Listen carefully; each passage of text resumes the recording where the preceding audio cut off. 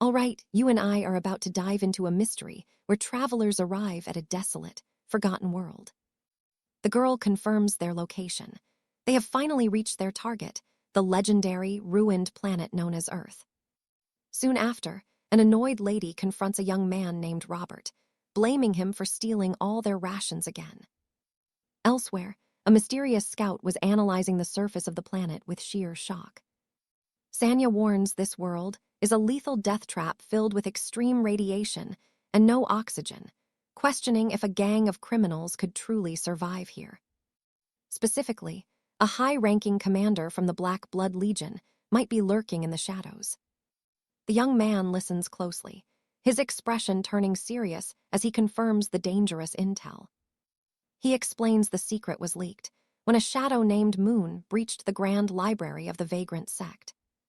When asked for her opinion, Sanya bluntly states that entering this sector is nothing short of a total suicide mission. The air is 87% toxic, with barely any breathable oxygen, making it the perfect place to be killed. Pay attention here, because even the bravest knights would wonder if survival in such a place is possible. She explains that only a top-tier defensive shield and a massive energy core could keep them alive for cycles. But even then, they only have 6 hours. Is risking their lives for a ghost world really worth it? Robert remains silent, weighing the heavy cost of losing his life for a mission that seems completely hopeless. The target coordinates are locked on a region once known in the ancient records as Mount Tag. Staring at the massive peak, the girl wonders if this is the legendary mountain from the old myths. Sanya confirms it, explaining that the High Elders of the Martial Alliance call this place the legendary sanctuary and the very origin of their entire star system. The girl looks around at the wreckage and debris, asking if this place is just a giant junkyard. She wonders why no one has scavenged this scrap to make a massive fortune. Robert sighs, saying the commoners here are too lazy to do anything that does not earn them immediate gold. The lady points to the map, but seeing only empty ground, she demands to know if the location is accurate. The girl replies that their prize is buried deep below, debating if she should force a path. Robert asks what she is planning, while she suspects a 𝒀𝒂𝒏 might still be breathing down there. She activates a device on her hip as a glowing blue aura erupts, claiming that anything buried this deep in the earth would have suffocated a long time ago. She commands the earth to open, which is followed by a massive, violent explosion. Dust settles on a frustrated Robert, who begs her to give a warning next time. Now check this out. A massive, dark cavern has opened up beneath them, and the girl urgently asks for signs of life. Sanya detects a faint heartbeat in a giant chamber, so Robert calls for the electronic ladder to descend. But without a second thought, the girl dives headfirst into the dark abyss. Robert is left speechless by her boldness, and moments later, they find themselves standing before a colossal, ancient vault door guarding the secrets within. Robert stares at the strange markings, asking Sanya if she can translate the cryptic ancient script. She explains it is a forgotten tongue from 2,000 years ago, used by the ancestors.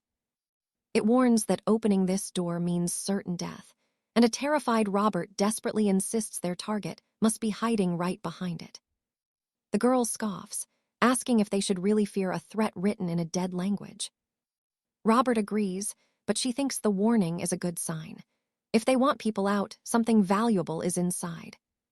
She throws the heavy doors open, and both of them freeze in absolute shock at what they see. Standing directly in front of them was a mysterious figure, waiting for their arrival. Robert notes the man is covered in hair. He looks human, yet feels completely alien and powerful. The girl ignores the danger, climbing closer to inspect the long-forgotten, motionless stranger. Robert cringes in fear, asking the girl if the man is even alive or some kind of strange human, but she simply remains silent while observing him. She reaches out to touch him, but a surge of purple energy suddenly erupts from his skin. In that exact moment, the ancient man finally opens his eyes.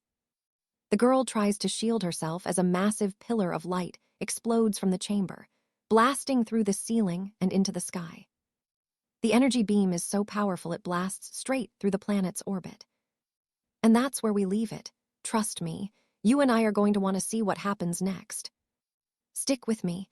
You're about to see what happens when you wake up a legend from the wrong era. Beside her, Sir Cedric lay completely out cold. Lady Alara froze as a massive, wild man stood over her, his voice booming with pure rage. He demanded to know who dared disturb his eternal slumber and what made her so bold. Looking at his fierce eyes, the girl remained silent, wondering if she'd finally found a knight truly capable of matching her own blade. The beast of a man barked again, demanding an answer for why he'd been dragged back to life. But Alara couldn't understand his ancient tongue. She scrambled for her enchanted device to translate his voice in real time. As she began to channel her magic, the man growled that silence would earn her a swift death. Quickly, Alara stood her ground, preparing a lethal spell while wondering what kind of monster he was. She unleashed a barrage of arcane strikes, pouring every ounce of mana into him until she was breathless. Now pay attention to this. He's not just strong, he knows exactly where she stole her powers from. He mocked her Vanguard Grace and Crimson Palm, calling them impure techniques learned only through filthy theft. In his eyes, this noble girl was nothing more than a common thief, plundering the tombs of her betters. He loomed over her, declaring that a mere scavenger had no right to disturb a master's peace. He declared she would die for her arrogance, but then, in a sudden twist, the man simply collapsed onto the floor like a heavy, dead weight. Stunned, Alara wondered what just happened. Cedric groaned that the mana blight must have finally caught him, since he'd been standing in that toxic ether without a single scrap of protection. Even so, it was incredible he lasted that long. But Lady Beatrice checked his pulse. He was still breathing fine. He'd simply passed out from pure, utter exhaustion. His body was perfect, but his internal energy was dry as a bone. It turns out, he'd actually fainted from hunger. Later, aboard the sky galley, Cedric was fuming, demanding to know why they'd brought that lunatic with them. He argued they should have left him to rot, reminding them how he went completely berserk earlier. He was far more dangerous than they imagined. Besides, there was absolutely no profit in keeping a savage on board. But Alara smiled, suggesting they could sell him for a fortune, leaving the other two in total shock. She asked them what the most valuable treasure in the world was today. Beatrice answered that ancient martial arts were priceless, and looking at that pile of hair, he was clearly a relic from 2,000 years ago. He was from the first age of chivalry, a legendary time when martial prowess was at its absolute peak. Even a basic technique from that era would fetch 10,000 gold sovereigns. And this man wasn't a nobody. He was clearly an incomparable, ancient grandmaster. And yeah, I know what you're thinking. Bringing a monster on board, that's one hell of a gamble. Alara told him to relax. He was bound in dragon-woven silk that not even the High Lord of the St. Jude Order could ever dream of cutting. But right then, the man was already standing there, his bindings turned to dust. He roared at the tomb robbers for desecrating his rest, swearing to tear them apart. Cedric screamed that he knew this would happen. However, they both froze when they saw Beatrice casually handing the monster some food. The man immediately started shoveling it down. Soon after, the stranger was still at the table, eating. Alara asked how she knew what to do. Beatrice simply replied that he looked like he'd been starving. For a hungry beast, nothing beats a nice, juicy sausage. After finishing, the man realized they weren't thieves, but accidental bounty hunters who'd woken him from his slumber. He learned that the world was now 2 millennia ahead of his time. Alara explained that the old wars had ended horribly. Because of that, humanity chose to live amongst the clouds. Life finally stabilized, and they banned all weapons and magic to keep the peace. Thorn then asked what they even called this strange, new era. The girl replied it was the year 1105 of the sky calendar. He asked again if they lived in the clouds. She asked if he was finally starting to wake up, pointing out that after 2,000 years, he should be grateful he was still alive. Furious, Thorn barked that this was absurd. He demanded they show some respect and asked if they even knew his name. "So what do you and I make of this? A god among mortals, and they are treating him like a common pet." "All right, stick with me. You're about to witness a legend awakening from an age-old slumber, only to find his world in ruins." Staring down at the land below, he asks if that ruined kingdom was truly the home he once knew. The lady nods, confirming the world is dead and buried, finally asking if he believes their story now. Annoyed, Arthur scoffs that even if he wanted to trust them, he simply cannot. He wonders why they expect him to believe the world is round. Just then, Lord Robert winces. The man reeks like an ancient grave. Alina tells him to worry about the rest later, suggesting he desperately needs a hot bath and a haircut. A short while later, the mysterious knight finally emerges from his long-awaited bath. Robert jokes about the trim, admitting he was afraid the man would come out looking like a shriveled ancient mummy. But the group is left speechless. Beneath all that matted hair, a shockingly handsome young nobleman. The youth casually asks about the food, while Alina stares, completely stunned by how stunning he actually looks. As their airship soars through the high clouds, the boy gasps, realizing this is the true sky after all. He once cursed how tiny his world felt, but this view, it is absolutely breathtaking. Alina pinches the knight, teasing him about his real age after such a long slumber. Meanwhile, Robert and Sir Cedric watch the boy, knowing he is completely abnormal. A few hours later, the airship finally docks at the Great Citadel. Now pay attention. This kid is eating enough for a whole army. 2,000 years of hunger is no joke. Meanwhile, a man asks why they are searching for a high merchant. Alina says they need someone wealthy and influential because their prize is priceless. The merchant is shocked, wondering what could possibly make the legendary flame knight this nervous. Alina asks what the price would be for a complete set of original combat scrolls from 2,000 years ago, especially if they are the rare originals. Especially those at master rank. The merchant is left breathless. He tells them that if those ancient master rank scrolls from the First Age are actually real, they would be beyond valuable. He scoffs, saying the price is immeasurable. One book alone could buy an entire dukedom or even more. Doubting she actually stumbled upon a whole collection of them. Especially since the Flame Knight is just a mid-tier mercenary. Later, Alina leaves the guild and asks Robert where the boy went. He says he is out buying gear, then asks how the meeting went. She grins, saying the meeting was perfect. The merchant will sign the contract once a buyer is found. But she is curious about one thing. What is our young knight up to now? Robert says the kid finally stopped eating. But suddenly, the tavern doors fly open, and everyone inside starts staring at the two intimidating figures who just walked in. A group of armored warriors begins marching through the hall. Alina pales, wondering if these men are from the Shadow Legion. Robert nods. It is them all right. And they are from the Red Wolf Squad. If they are really here, things are about to get dangerous. They must be elite inspectors from the Shadow Legion. Alina whispers that these men are master trackers, which means they are definitely hunting someone in this city.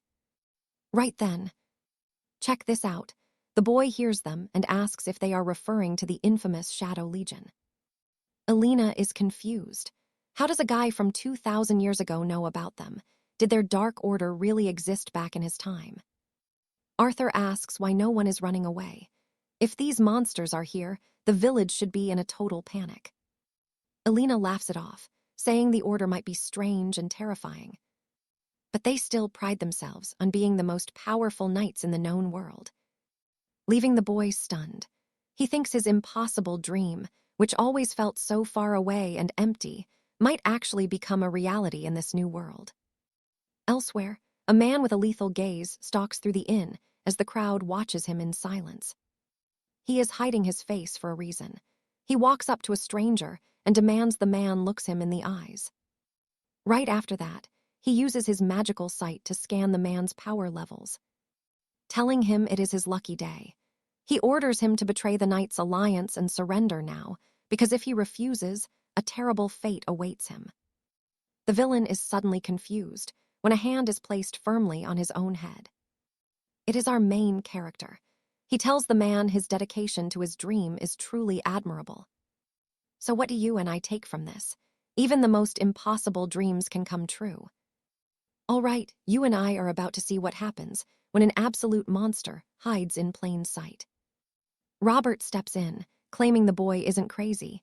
He just has the social skills of a rock. The brute laughs, telling the boy he's lucky, because if he felt even a single thread of aura, he'd be in pieces. But the second he tries to shove the kid away, confusion hits him hard because the boy won't budge. Even Robert is wondering what's going on. The man refuses to back down, determined to force the kid off him. Now pay attention, because the system just triggered his ancient blood wolf arts, and a massive purple aura is exploding everywhere. Suddenly, the system alerts that his blood wolf aura is at max level. Now watch as this energy completely consumes him. A massive vortex of wind begins tearing through the area, leaving everyone watching in total shock and awe. The man stands there, totally baffled. The girl mocks him, asking if he's out of shape, while the man demands to know who this kid is. He's losing his mind, wondering how he failed to kill him. Meanwhile, the system scan is failing to confirm any of the boy's stats.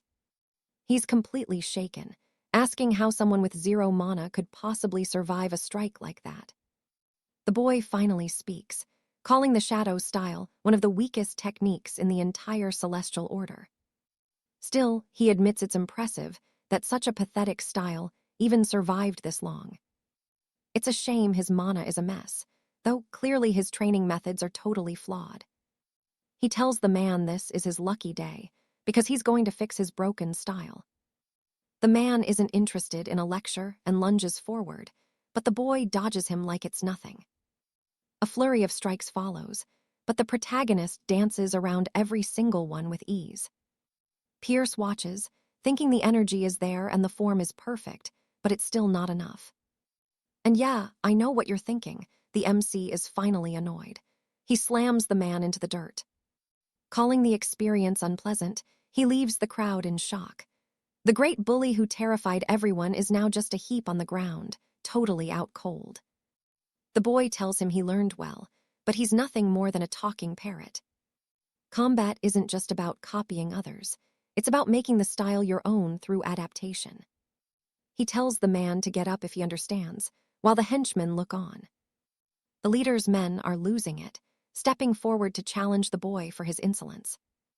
They scream about his daring to touch their captain and immediately draw their blades. Suddenly, we're at the Celestial Order headquarters in District 32, where a mysterious commander is analyzing the entire fight. The commander of District 32 can't believe what he's seeing on the screen. An advisor mentions that luckily, there are no deaths, and the injuries aren't as bad as they look. The commander is furious, asking how this could be good when an unknown kid just wiped out his squad. Is it true that he's not in the Night Alliance files? The man confirms it. But his friends are registered as a bounty hunter group known as the SD Demons. They hunt Class B criminals and are led by a woman named Sarah, the Flaming Demon. Meanwhile, our protagonist is back on the ship, casually waiting for food while Sarah and Robert watch him. Back at the base, the researcher confirms the girl is a famous bounty hunter from the Orthodox world. They left the crane in right after the incident. They can still track them, but the commander refuses to send a team. He'll handle this personally. The researcher stays quiet, knowing better than to question the commander's orders. Suddenly, the commander activates a device, and a mysterious figure appears on the screen. The figure asks for his orders, while the boy keeps waiting for his dinner. Robert asks the captain to be real, wanting to know if she's as terrified as he is. He points out that an A-rank night squad was taken down in a single blow by this kid. Sarah scoffs, saying she could have beaten them herself. She claims they were just weaklings, but Robert insists he could only scratch them at full power. So what do you and I take from this? He killed them like flies, purely incredible. Stick with me here. You're about to see why you should never interrupt a hungry legend during his lunch break. Sitting down, the lady asks for his name.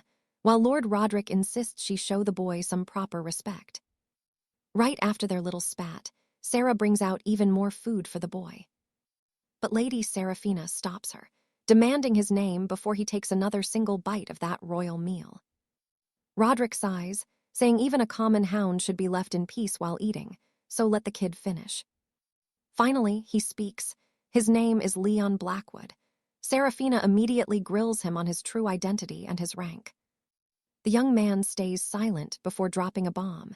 He is actually the High Lord of the Void. Lady Seraphina is shocked, asking what madness this is and if the food has poisoned his mind. Suddenly, everything turns blood red. Sarah warns an iron golem is tracking them, and it's already dangerously close. Seraphina knows the Archdemon Order is behind this. After they crushed the Red Wolves, they were never going away. However, Sarah clarifies it's actually the Emerald Reach. Elsewhere, a scout reports the demon ship is confirmed and they're ready to strike. High above, the leader of the Royal Guard watches the entire scene unfold. A commander steps forward, asking if they should launch the capture pulse bombs now. Now pay attention. This is where it gets interesting. The Lord asks if they are truly just common bounty hunters. They haunt the edge of the kingdom, led by a monster known only as the Flaming Demon. The man is puzzled. Why would the Great Order care about such a small, ragged group? Flashing back, he remembers accepting the mission. He asks for the terms and what to do once the target is caught. The response is cold. There's no need for capture. They are to be wiped off the map. The man stands there, absolutely stunned by the brutal orders he just received. Back to now. He realizes something is wrong. There is a shadow over this mission, and this group is far better at killing. You and I know there's a reason for this hit. There's something hidden deep inside that ship. Watching from below, the girl sees a massive crowd. She figures they must be common bandits looking to loot them. Roderick isn't so sure. Why would anyone bring an entire army just to rob a group like theirs? Seraphina agrees. The sheer scale of this attack is starting to bother her too. Still, it doesn't matter. If these thieves try to block their path, they're as good as dead. Sarah says it's not that simple. It's the Emerald Reach's Royal Guard, and their entire force is here. Lady Seraphina realizes their top division leader must be leading the charge. Meanwhile, the boy is just watching, thinking this whole situation is actually quite cool. Seraphina admits even she might struggle against him. Roderick tells her it's more than just a struggle. He says she would be dead in just 3 quick moves. She snaps back that she could win if she went all out, but Roderick suggests they should just surrender. Seraphina ignores him and prepares for the impact of the pulse bombs that are about to shut them down. Because she will allow them to board while armed, just to keep the peace and survive the night. They will let the soldiers search the ship and take whatever they want. Roderick asks how that's not just surrendering.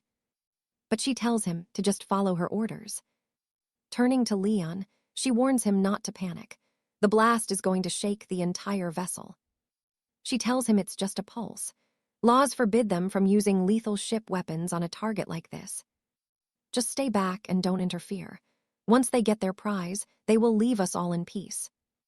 But if a fight starts, all bets are off and she can't guarantee his safety anymore. Suddenly, Sarah screams for everyone to brace for impact. That's not a capture bomb, it's a star cannon. They have a Star Destroyer cannon, and they're aiming to kill. Over on the other ship, the man reacts. So what do you and I make of this? They're breaking every rule just to ensure nobody makes it out alive. Stick with me, things are about to get really messy here. The commander wants to turn them to dust. Why make it complicated? Just blame the client for the mess and fire when ready. Back on the main vessel, Ilera asks if they should dodge, but Seraphina knows they are completely surrounded on all sides. Worse yet, their shields are dead. The girl looks around, terrified, asking what their next move could possibly be now. Just then, the enemy warns that their main cannon is fully charged. He gives the order. A massive beam streaks toward our heroes, and a violent explosion rocks the entire sector. But wait, the commander is stunned. The ship escaped without a scratch, and some mysterious stranger is suddenly interfering. The girl is desperate to know who it is. The commander realizes he knows her, the legendary Lady Helena. Down below, Arthur and his crew are frantically trying to figure out what is happening above them. The commander demands to know why she is here, but Helena just stares him down with ice-cold eyes. A soldier reports she has a terraforming-grade shield. Should they push the mana cannon to max power and recharge? Now pay attention. The commander wonders if starting a total war just to deal with a bug is worth fighting her. He knows she is too dangerous. They need to activate the teleportation drive immediately. As they warp away, he keeps wondering why that monster of a woman showed up. Robert explains she is the 8-foot ghost, an 𝒔𝒄𝒅 hunter so unpredictable that even the great house leaders fear her. Thorn is just confused. Why save them? Without her blocking that cannon, they would all be stardust right now.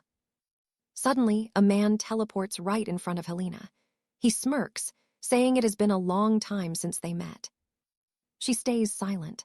The man looks offended and asks if she has really forgotten his face already. He claims to be Prince Alastair, the 55th brother, who met her at a royal gala 2 years ago. She does not care about his history. She coldly tells him to get lost. But the prince insists on a formal introduction before he goes. He reveals he is now a high commander of the Greenwood Citadel. Telling him to leave is basically ordering his entire royal army to retreat. He refuses to accept that. You can see Helena is starting to get seriously irritated now. Now pay attention here. Robert watches them and realizes a massive fight is about to explode. The other girl warns him it won't be easy. Even for the Greenwood army, Helena is no weakling. Fighting her is a nightmare, and if they are unlucky, her mother might show up. Robert is totally confused by that. The prince sighs, saying she is always the same, choosing her fists over a simple conversation. But anyway, he decides to drop the matter. He does not want to fight a pointless battle for such a ridiculous job. He wants to resolve this peacefully, but he still needs to know why she is interfering like this. He asks if they are her targets. If so, he promises his men will stay out of the way.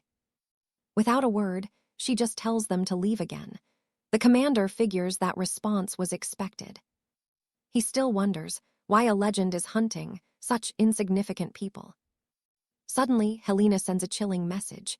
Hand her over or everyone dies. Thorn asks what is going on. Robert is terrified. What does she want? Do they actually have something valuable hidden on this ship? He wonders if the captain is hiding a deep secret. There is simply nothing here that should attract a legendary 𝒔𝒄𝒅 bounty hunter like her. Alara looks at Arthur suspiciously. She asks if he knows her. Maybe they have a history or a messy breakup. But Arthur says it is not about him. He thinks she is after the child, but when they look back, the room is empty. Alara asks what he means. Arthur just tells the hidden girl to show herself since there is nothing to fear. A silhouette slowly fades in, and a young girl emerges. Stunned, Alara asks how she even got inside their vessel. Arthur explains she has been following them since the tavern. She had a presence but no physical form until now. It was a master-level stealth art that even masked her breathing perfectly. It seems the old martial arts have evolved quite a bit lately. But Seraphina disagrees. She is using a quantum ring, a piece of incredibly expensive and rare ancient artifact technology. Trust me, you and I leave it here, Thorn asks her purpose, and the girl nervously says her name is Vivienne. All right, stick with me, because we are about to see a simple girl spark a war between rival houses. The girl replies it's likely the case, because as long as she draws breath, they won't stop hunting her. Robert suddenly asks if her name is Hin, while Seraphina wonders if the man actually knows this mysterious girl. Surprised, Robert asks if she truly doesn't know the most famous songstress from the Royal Opera. Seraphina, however, doesn't seem to recognize her at all. Robert explains she's the star of the realm's finest troupe, the legendary singer whose enchanting melodies captured everyone's hearts with that hit song she plays all the time. He's certain it's her. even mentioning that she's far more beautiful in person than in any painting. Meanwhile, he pulls out a magical portrait to compare and confirm if this really is the famous girl. Suddenly, Helena shouts from above, giving her final warning. They have exactly 10 minutes to hand over that girl, and if they refuse, then every single person here will perish. Robert, confused, asks the girl why she's being hunted and what her secret could possibly be. Serafina argues that none of that makes a difference now. She calls the girl an intruder and demands she leave immediately, since this has nothing to do with them. Robert tries to intervene and change her mind, but Serafina has already decided to cast the girl out. Still, Robert insists it isn't right to abandon the lead vocalist of the Royal Opera like this. The girl admits they wouldn't be able to protect her anyway, especially against the might of House Greenwood and Helena, that 8-foot demon. If they try to help, they'll just die alongside her without changing anything. Though she hates the situation, Serafina begins opening the heavy fortress gates to force the girl outside. Suddenly, our hero intervenes, asking if she forgot he said not to worry. Robert gasps at his sudden appearance. Serafina barks an order to shut the gates right now. Watch this part closely with me. Robert wants to see if this incredibly strong man can actually defeat Helena. Serafina thinks that's impossible out in the freezing void, demanding the gate be closed at once. Cyan replies that it's too late. Both of them have already stepped out onto the floating platform. She's completely stunned that the boy was actually crazy enough to head out there. Standing outside, the girl quietly thanks him for his help, but warns that these martial artists are incredibly dangerous and he must be careful. Looking at him, she's horrified to see his eyes are blood red, wondering why he isn't using a protective charm. The young man briefly seems to struggle, as if trying to head back toward the citadel. The girl is stunned that he stepped out without any protection, while Helena and her man watch closely, waiting for him to fail. Helena notes the temperature is 300 degrees below zero, and his organs should explode within 10 seconds. She wonders why he'd ever venture out without a protective shield. The boy seems to double over in agony before Serafina finally manages to activate a shield around him. Panicked, she begs Liam to wake up, but he just looks at her with a perfectly calm expression. Irritated, she mentions she truly thought the boy was a goner. Liam tells her she's worrying for nothing, and trust me, this guy really is the supreme ruler of heaven and earth. He asks if they're finished, while Robert breathes a sigh of relief that the girl saved him. Cyan points out that she was too slow, as normally no master survives more than a minute out there. But our hero lasted over 6 minutes and 13 seconds without taking even a scratch of damage. He's clearly surpassed all human limits, leaving everyone watching in total awe as he stares down the enemy. Serafina remembers hearing that this woman is a total battle maniac, and her murderous aura is definitely no joke. The woman tells her men not to interfere, insisting she'll handle this strange newcomer herself. Grinning, she notes that he seems perfectly healthy and asks if he's always been this durable. She's heard rumors about him, but admits that seeing his power in person is even more impressive. The two warriors stand in a tense silence, while the little girl clings to our hero's hand in fear. Liam tells her there's no need to be nervous, because he's right here by her side. But she warns him that this woman isn't human. She's a ghost fueled by pure fighting spirit. She spent her life hunting the strongest opponents across the realm, and you and I are about to see why no one has ever survived a clash with her. Stick with me, this girl was a total prodigy. She had dedicated her heart and soul to knightly training, possessing a rare and terrifying talent indeed. But she knew her power wasn't just a result of practice. Serafina tries to de-escalate, suggesting that as fellow knights of the High Kingdoms, they should speak like civilized nobles. The woman isn't interested in talk, claiming her sword does the speaking. She lunges at the girl, who barely dodges the lethal steel. Confused, the girl asks why she is attacking after calling for a parley, demanding to know why she is swinging her blade so recklessly. Duke Valerius watches closely, impressed that the girl evaded the strike. Even though it wasn't at full strength, That move was incredibly hard to dodge. The woman immediately charges at Seraphina once more. And the Duke thinks the girl is done for, but he keeps his mouth shut as the tension rises. Now watch this. Alaric is just chilling, telling the girl this fight is nothing but child play. He calls her flashy, moves meaningless noise, and tells the girl there is absolutely no reason to be intimidated by such a pathetic display. He tells her to breathe slowly and find her inner calm. The hero steps in, declaring that if the woman wants to settle a score with the child, she has to go through him. The Duke tries to scan our hero's power, but his mono eye returns absolutely nothing. No rank, no level, just emptiness. Shocked, he assumes the boy is just some lucky peasant from the outskirts with no formal magical training. Alistair tells them to leave if they have nothing to say. Suddenly, a massive explosion rocks the entire deck.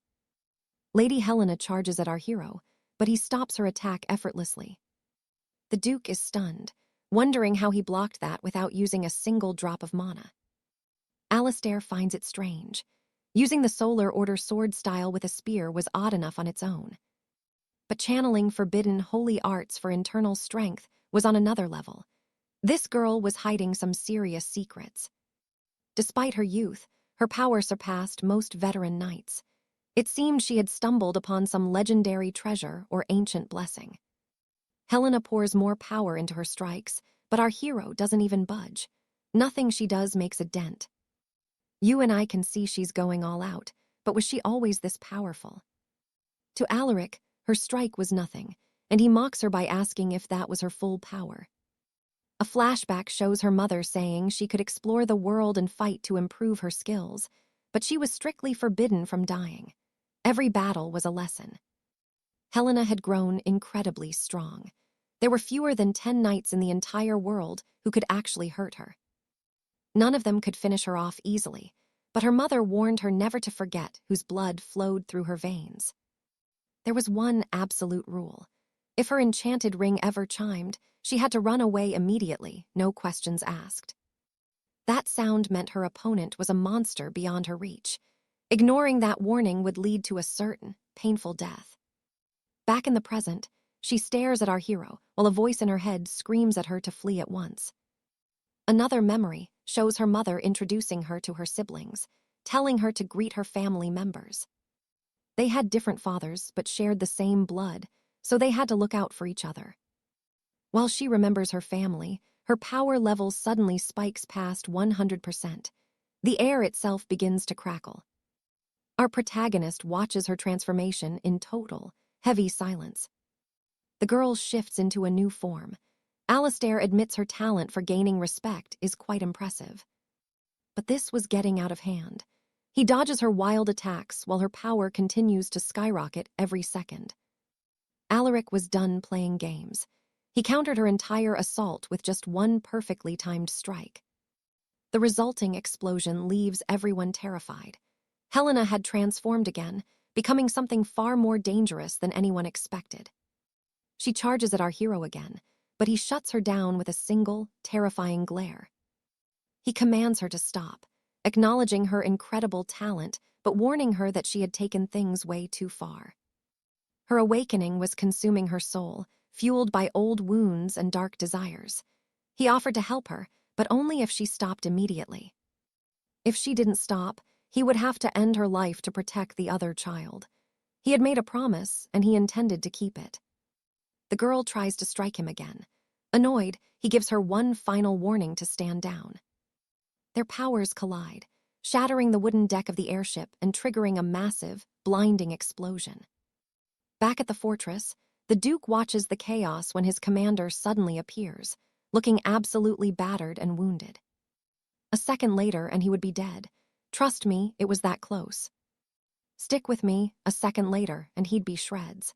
He still can't believe the massive explosion that just erupted. Alistair, meanwhile, screams that they're insane for nearly getting every single person here killed. She wonders who would ever torch their own vessel mid-ocean just out of petty rage, thinking they must have lost their damn minds. For Arthur, holding back simply wasn't an option. Right then, the lady asks if he's been wounded. Arthur realizes her power was far beyond his imagination.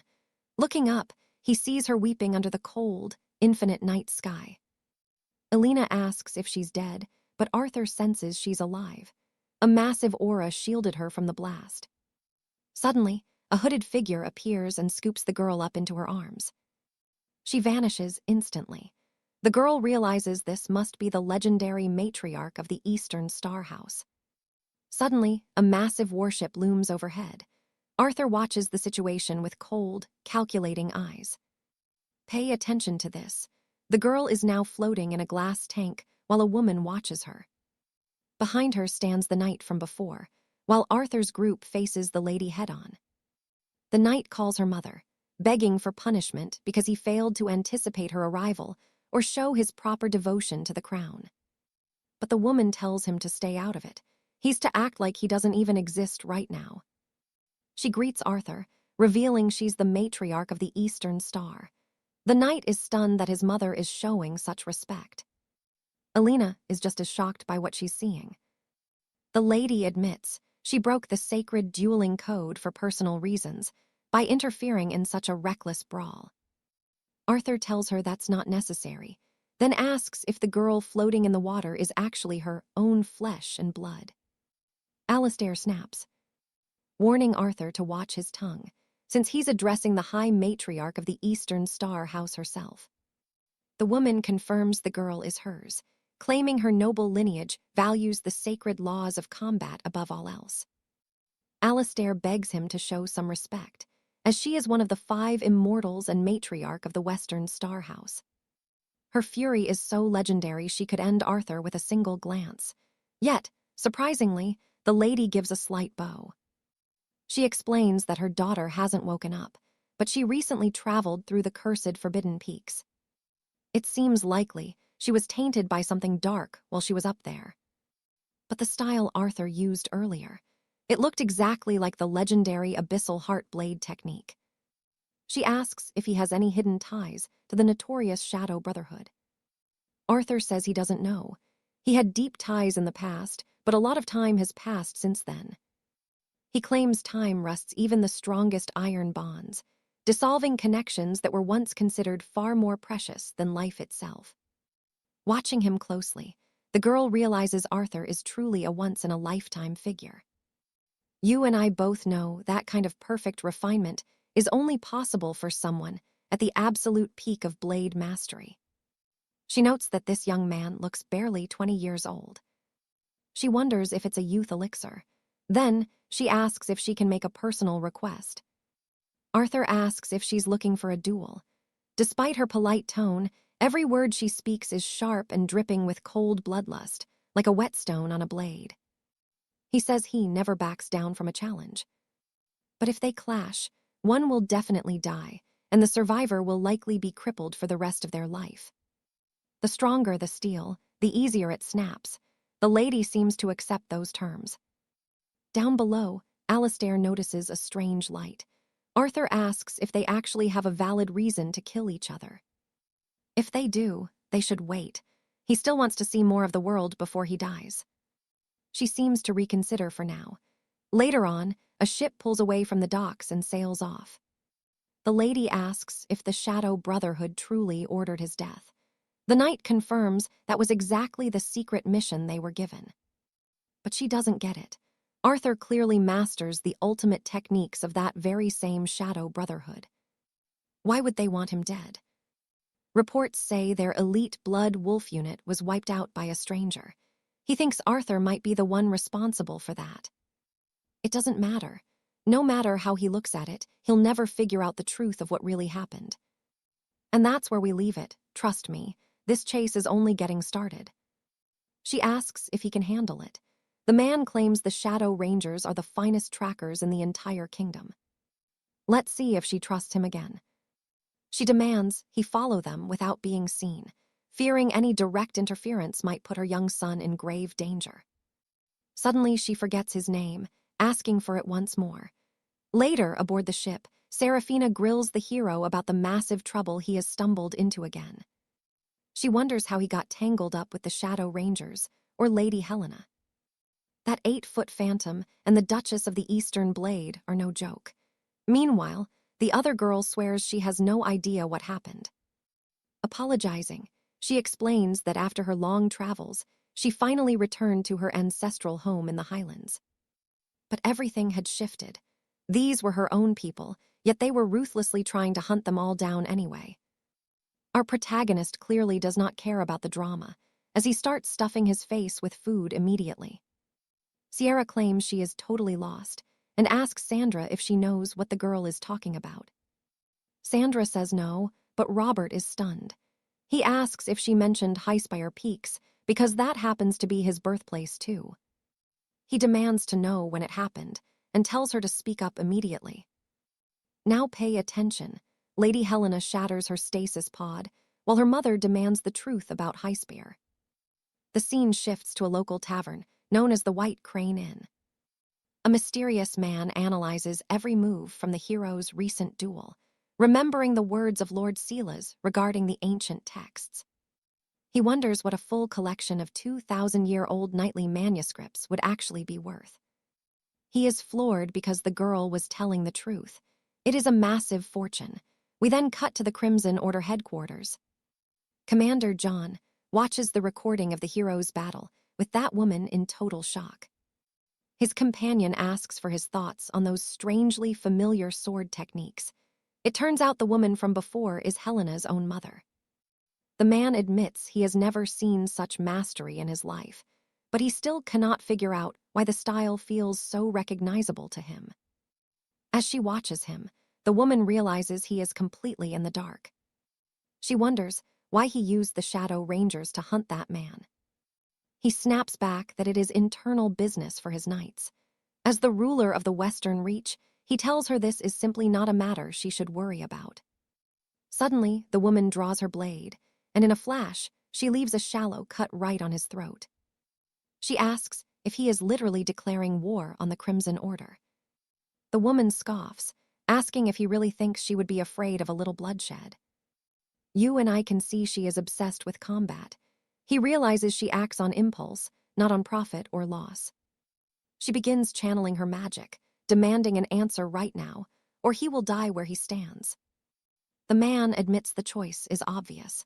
No warrior in District 32 can stand against the Western Reach matron. He tells her to get it over with. If she truly plans on slaughtering them all, she should stop talking and just hurry up with the execution.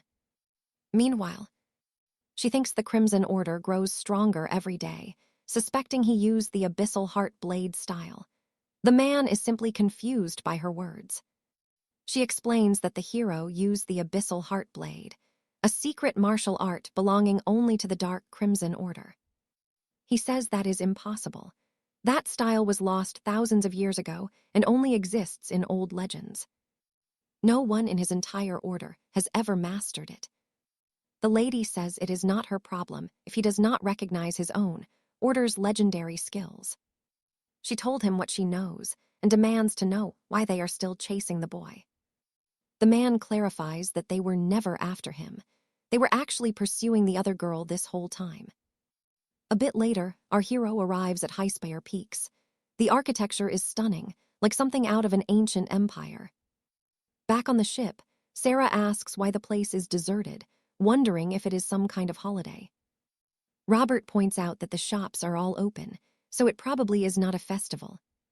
Sandra notes the city should have 10,000 people, yet there is no sign of life.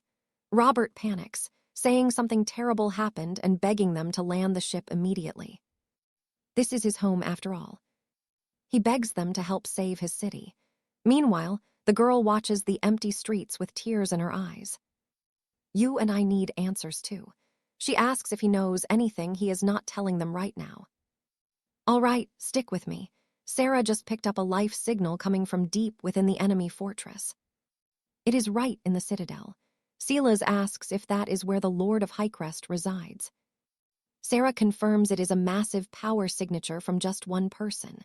Moments later, the party arrives. Robert stands beside them, fully clad in a massive suit of enchanted plate armor. He vows that whoever destroyed his home county will never be forgiven for their crimes. Silas asks if that old armor still works after he retired from the royal knighthood. Then she asks Sarah if the signal is still there, and the girl nods her head. Warning them, the pulse is growing stronger and feels non-human. We should be very careful here. Silas decides they will send out a scout bird to find the enemy exact location. But Robert rushes in to slay the beast. Silas tells the others to follow him and stay alert. Now watch this. A blinding light appears and a wall of fire erupts from the tunnel end. Dazed and visibly confused, Silas finds herself shoved right up against one of the other girls. Arthur had shielded them both, watching with cold eyes. The girl asks what he just did. Arthur orders them to move fast. Staring at Robert, she wonders if he is alive or dead. She begs Sarah to analyze him, terrified that he has really been slain in the blast. Sarah says the armor saved him, but he is just paralyzed by the sheer weight of the shock. Then, a pillar of light shines over Arthur, forming the shape of a glowing, radiant flower. Radiance fills the room as a stranger stands before Arthur, lost in deep, silent meditation. Silas whispers, asking if this is the powerful presence they had sensed earlier. Sarah confirms, it is the radiant bloom knight 𝒀𝒏𝒅. Arthur picks up a flower. These blooming roses mean he mastered the highest level of the eternal rose heart seal. But then, you and I both know that is bad news.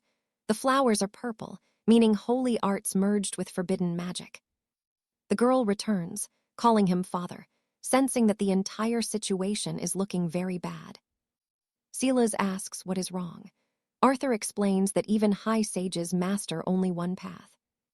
And when a warrior's greed exceeds their natural mental limits, a demon claims their heart. He is no longer human. Get the others and flee this place. He warns them that in this upcoming fight, even he cannot guarantee their safety. Suddenly, the girl bolts toward her father. Silas yells for her to stop right now. Arthur says it is too late. She has already reached him and is holding him tight. The light fades. Her father wakes up. Silas is confused by what all of this was. Sarah says things are back to normal. Suddenly, the entire city population reappears all at once. Later, the group leaves the area. The girl notes they were told the town was empty. She asks if the magic tracker was broken. Sarah says it is working perfectly fine. But something is still off. Every single citizen in this place has been completely drained of their life force. Robert asks if it matters, since everyone looks and acts perfectly fine right now. They thought everyone died, but they are here. He tries to order food at a tavern. Shortly after, a waitress walks by, but she ends up ignoring Robert completely. He thinks she is busy. When she returns, Robert tries calling out to her again. Ignored again. Sarah realizes it is not that she is rude, it is like they are invisible. She points out that not a single person in the tavern has even glanced their way. It is as if they are unaware of our presence, as if we do not exist. Silas has a bad feeling. Meanwhile, the girl's father is drinking tea. Arthur thinks he is just ignoring his guests standing there. And that's where we leave it. He literally cannot see them. Trust me, it only gets weirder from here. All right, you and I are about to dive into the mystery of a lord who returned from his travels, changed. Sipping tea, inspecting the guard, dining and pruning his roses, all at the exact same hour every single day. Yet he was blind to their presence. Still, they dared not disrupt his rigid, ghostly cycle for even a moment. Suddenly, Julian reaches out and snatches the teacup right from the man's frozen grip. The girl gasps, shouting that it is a mistake, and begs Julian to step back before things get ugly. In a flash, the Lord draws his steel and lunges, but Julian casually sidesteps the lethal blade. The man unleashes a flurry of strikes, yet Julian dances through them effortlessly. Finally, Julian warns that this play is getting dangerous and they need to end it. Their powers clash with a deafening boom. As the smoke clears, the Lord remains standing, unyielding and stone-faced. Julian admits his skill is impressive, but the girl frantically demands the cup back before her father truly loses it. Julian notes that, when a warrior pushes past the ultimate limits of the human soul. The physical vessel simply shatters. Like a strained balloon, the body eventually bursts into nothing but dust and fragments. He has ascended to a forbidden realm. Suddenly, a spectral flower blooms above the man and lashes out at Julian with killing intent. But he reacts instantly, hurling the porcelain teacup straight at the ethereal blossom. The strike dissolves into thin air. Calmly, the man retrieves his cup as if nothing happened. Now watch this shift. Under a full moon, the girl recounts her return from the distant frontier.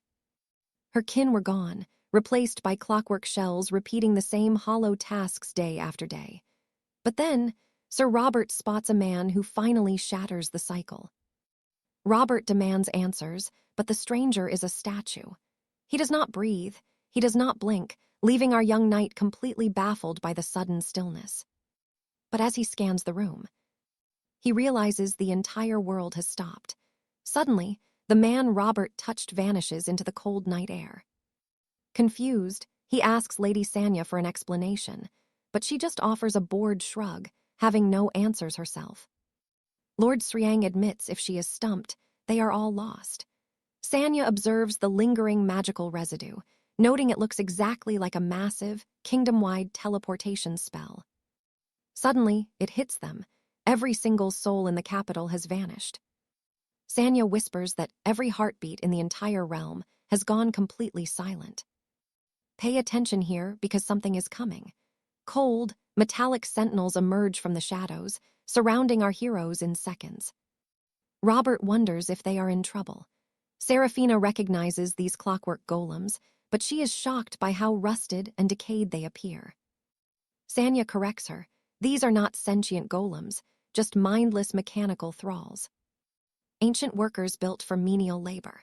Their enchantments are primitive and worn thin, leaving them with almost zero awareness or reason.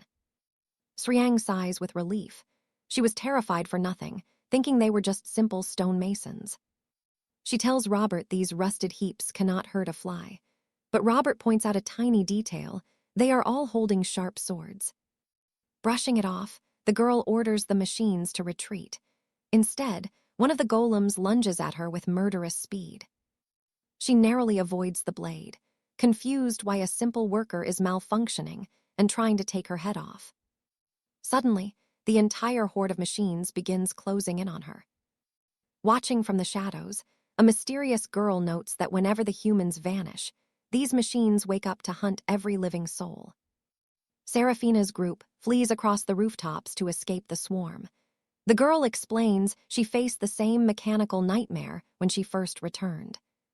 She glances at an empty throne, admitting that without her father's protection, she would have died long ago on these streets.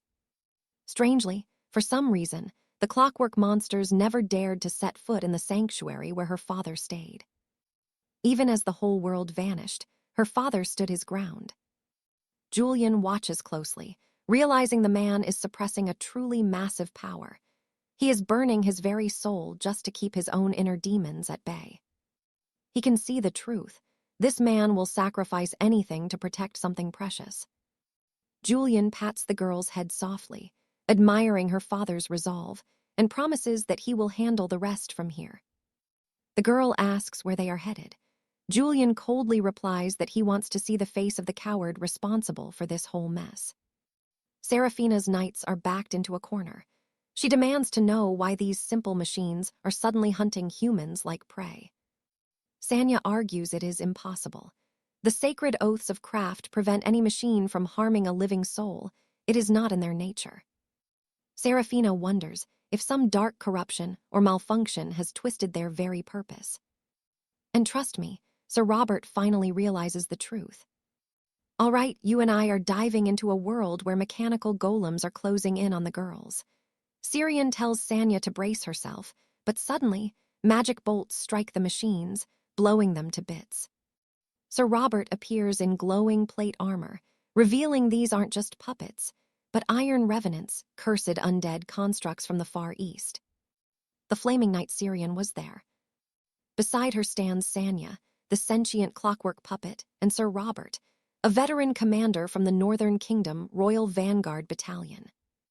The Demon Slayers were a mercenary guild who mainly operated around the lawless edges of the distant kingdoms. Furthermore, they weren't a real threat as they could be wiped out in just 10 seconds. Then the other man asked if he just said Robert was a commander from the Northern Kingdom Royal Vanguard Elite Division. Right after, the other man asked if they should issue the command to eliminate that night immediately. However, the young lord remained silent. Now watch this. Our hero Arthur is just standing there wondering what happened, since the battle ended before he could even blink. Robert responds that he finally fought for real because he had been waiting a long time to do it properly. He had kept every piece of his enchanted armor in perfect condition. He asked Syrian what would have happened today if he had listened to her and sold his gear as scrap. However, back then they were forced to sell their belongings because they didn't have enough coin to buy bread. He wondered what could have happened if he hadn't insisted on keeping them. Immediately after, Sanya revealed they hadn't actually defeated the enemies because they retreated on their own. If the machines had kept attacking, the group wouldn't have survived. Then Arthur asked if those things were made of steel. The girl revealed they were actually clockwork golems. However, Arthur seemed to understand her words. So immediately after, the girl asked Sanya to explain everything since she was too exhausted to speak. Sanya asked him to think of them as machines that could think and act like a normal person. However, Arthur responded that no matter how much the world changed, there was no way a piece of mortal metal could ever truly imitate a human being. I didn't see this coming. The girl casually detaches her own head right before his very eyes. Desperate and confused, Arthur asked who she truly was. Syrian questioned if they still hadn't told him the truth, and Sanya responded they were too busy to discuss it. Suddenly, a broken golem on the ground seems to still be functional. Observing Arthur, the machine realized that his presence wasn't registered in its magical archives. Furthermore, it seemed he wasn't blessed with a mana core, which indicated that he was a true mortal of pure natural blood. Getting up, the golem said that judging by his foolish behavior, he wasn't someone they should be concerned about. However, the other night appeared to be a major problem. Because as a veteran of the Royal Vanguard, he was likely an elite warrior. Additionally, if he was the head commander, it meant he was among the best of the best. A man like that wouldn't wander into a place like this by accident, so the golem was ordered to investigate Sir Robert and keep a close eye on his every move. Meanwhile, an enchanted airship soars through the clouds and soon arrives at the designated district, entering the atmosphere of that forbidden land. Inside a descending chamber, a mysterious figure arrives, and the noble from earlier thanks him for traveling from so far away. The boy says it was a long journey, so the reward better be worth his effort. Meanwhile, the lord who injured Arthur is still in a wheelchair with a burning handprint branded into his skull. The other man asks if the boy could see anything unusual, to which he responds that he would take a look. Then he asks the man if it still hurt. The man mentions the pain had lessened significantly, but his head still felt like it was on fire. The boy asks if the burning sensation was still there. The man confirms the boy's question. At that moment, the boy presses the man's head tightly while carefully examining the magical wound. The other man comments that it was strange as the first scar was swollen, but the second was more noticeable. The boy then explains those were the marks of the 9-frost palm, a basic technique taught to any novice disciple in his order. The other man responds that he had mastered that art at age 7. Continuing, the boy says the essence of the palm is cold energy, yet it left a searing burn. So the scars naturally looked completely different. This meant he had reached a level where he could perfectly suppress the chilling frost of his palm and leave a burn only through the sheer force of the strike, showing he intentionally chose not to kill his enemy. The man then asks if that was truly possible. The boy replies it was possible, but only in theory.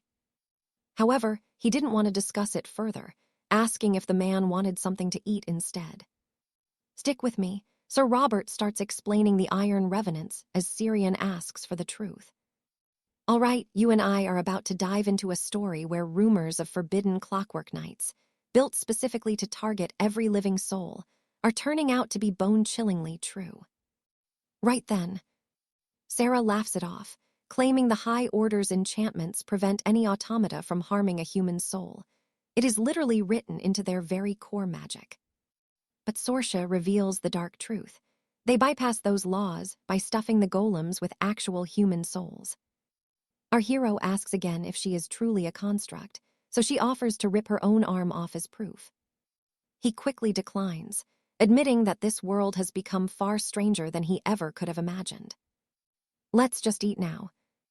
Over dinner, Sarah admits their attack makes sense now, but using living human essence for simple puppets is still beyond insane. Suddenly, the girl glances over and notices Alaric wearing a look that could freeze the very sun. She asks if he is all right and begs 𝒀𝒏𝒂𝒏 for more food, but she says it is all gone. Lord 𝒖𝒂𝒏 sighs, noting that if they are truly out of supplies. Pay attention here. They need to move fast because they are stuck in a situation far more dangerous than they realize. Our main man scoffs that these peasants have no respect. Even if chivalry is dead, they still dare to steal from him. Confused, the girl asks what he is talking about. Fuming, Alaric snaps that even if they do not know of his true noble bloodline, he has already proclaimed himself the Archon of Chaos. Sarah suggests they deal with this later because they have better things to do. Immediately, Lord Robert says he will go with her. Alaric says he will join too, but then quickly changes his mind. Meanwhile, Sarah's group begins dissecting the fallen clockwork knights. Robert asks what is wrong with them, and 𝒀𝒏𝒂𝒏 explains these are mere prototypes, not the finished killers. While 𝒀𝒏𝒂𝒏 examines a mechanical gear, 𝒖𝒂𝒏 asks if she's found any clues to their origin. 𝒀𝒏𝒂𝒏 notes their magical circuits are primitive, and the runes powering them are incredibly ancient and completely outdated. You could barely even call it a functioning magical mind at this point. Worse, the soul gem was forged only for obedience, stripped of any individual free will. The other girl asks if they are remote-controlled, and 𝒀𝒏𝒂𝒏 confirms each unit follows a distant master. She calculates that over 9,000 golems attacked them, meaning at least 9,000 living souls were forced to pilot those machines. You saw that coming, right? Well, watch what that mysterious man is watching. He is staring at rows of capsules holding captive humans, back at the Valoria Peak. 𝒀𝒏𝒂𝒏 reveals the sector population was exactly 9,818. Only one person remains. Elsewhere, an officer asks a young lord what he just said. The boy repeats his command that Sector 32 is now under a total and absolute lockdown. No one enters or leaves without his decree, so they must recall their knights from the border immediately. However, the older knight still does not understand why they are taking such drastic measures. The boy explains that 2,000 years of peace has made the High Alliance weak and lazy, their ancient authority over the kingdoms fading into nothing but a memory. He asks the knight what happens when the lion ruling the pride loses its sharp teeth. The knight thinks the jackals take over, but the boy corrects him. The jackals try to become lions themselves. Scavengers only band together because they fear the lion. Once the king is dead, they look around with greedy eyes and realize their fellow pack members are just as weak and pathetic as they are, nowhere near the king. In that bloody moment, the strongest among them becomes the first target for the rest. Using the hunting skills they learned together, the pack will unite and tear him to pieces. In our world of knights, your position is precarious, so move carefully. The knight asks if a rogue warrior from their own sect is responsible. But the boy isn't sure if that's even their biggest problem. He mentions an emergency bird arrived just before he got here, reporting that the unknown intruder is heading straight for Valoria Peak. The old man is absolutely stunned. The boy warns that a wild element has been thrown into a powder keg, and if it sparks, the whole kingdom will burn. They must understand the situation before drawing their swords, right after that heavy warning. The man leaves the tower in his enchanted carriage, deep in thought about the coming storm. So what do you and I make of this? The missing reappear only when the sun sets. All right, stick with me. We are diving into a mystery where shadows hide everything. Lady Serena watched from afar, asking how much longer until twilight. Sarah explains that in the realm of Hawthorne, the sun and moon trade places every 6 hours. Because of that, dawn would break in just a few seconds. Suddenly, Sybil freezes in shock. That mysterious man wasn't attacking. He was simply holding his daughter close. The girl explains her father was acting like a ghost, mindlessly caressing her hair, sipping tea, and wandering the garden in a trance. Just like his final tour, he repeats the same actions every single morning at sunrise, even doing exactly what he did on her last birthday. It's the same for everyone else. They are all trapped in a never-ending loop. Sir Robert checks in, reporting that the streets are deserted. Not a single soul is in sight. Serena asks why, and Sarah delivers the chilling news. The citizens aren't hiding, they are slowly fading away. Now pay attention here. As Serena listens, she looks down and realizes something absolutely terrifying. Her own body is vanishing into thin air. Within seconds, she's gone, leaving Sarah alone before the scene shifts to an arcane vessel. A lone knight was busy scouting the realm. A scout reports a massive magical rift detected at the heart of Mount Hawthorne. Analysis confirms it was triggered by the fire demon known as Syrian. The commander asks for the destination. The scout points to the floating Isle of Genta, the second jewel of Hawthorne's sky. And we shift to that frozen isle. Inside a massive crater, someone is screaming in terror as their very existence starts to dissolve. Slowly, the silhouette of a body begins to take shape amidst the light. A desperate Sybil wonders if she's finally met her end. She can't die yet, there's still so much left to do. Moments later, the girl realizes her body is solid again. She's left wondering what kind of sorcery just happened. Scanning her surroundings, she finds herself face to face with a mysterious stranger standing directly in front of her. Sybil wonders who this man could be. His appearance, unlike anything she has ever seen before. Back on the arcane vessel, the knight notes that the magical displacement felt extremely forced. There was no consent from the target, making this a forbidden act under High Council law. Unauthorized rift travel like this is a major crime. This is a serious breach that needs to be reported to the High Inquisitors immediately. The knight then asks if there is anyone with more authority in the area. The subordinate bows, confirming he is the highest-ranking officer present. The man orders them to keep a close watch for now. If forbidden magic is being used on that isle, it means someone powerful is pulling the strings from the shadows. He refuses to act recklessly, choosing to investigate every detail before making a move against such a high authority. The soldier accepts the orders, while the knight continues to gaze intensely at the distant moon isle. You and I are shifting scenes now, as the girl asks if they really met on Mount Hawthorne. She explains that the mysterious man claimed to be her own father. He was certain they shared the same blood. To make matters worse, she actually lost the duel against him. Shocked, her mother wonders if the man who bested her daughter is the same person currently haunting the peaks of Mount Hawthorne. Somewhere else, Sir Robert shouts that they must rescue the captain. Some noble scumbag had the nerve to kidnap her. Arthur looks on, confused by Robert's sudden outburst. Sarah sighs, telling him it's just a string of curses that she really doesn't want to translate for him right now. The other girl suggests that Sybil's kidnapping is linked to the realm's disappearances. It is likely the others were taken there too, despite lacking proof. Sarah notes that the strange event is exactly what happened to the captain. It was a forced displacement magic, cast without the victim's permission or knowledge. Robert growls that they're being held prisoner somewhere, and sitting around doing nothing isn't an option for them. The young lord is puzzled, asking Sarah what in the world is wrong with Sir Robert. Sarah explains that the man suffers from battle shock from his days in the king's army. He can't control his temper when things get tense. After hearing the truth, the main character declares they must depart for the rescue immediately. But Sarah warns that once he's like this, he won't listen. Surprisingly, Robert snaps out of it and apologizes for his behavior. And trust me, you and I are about to see that even forced magic has its limits on distance. Trust me, you are not ready for this teleportation twist.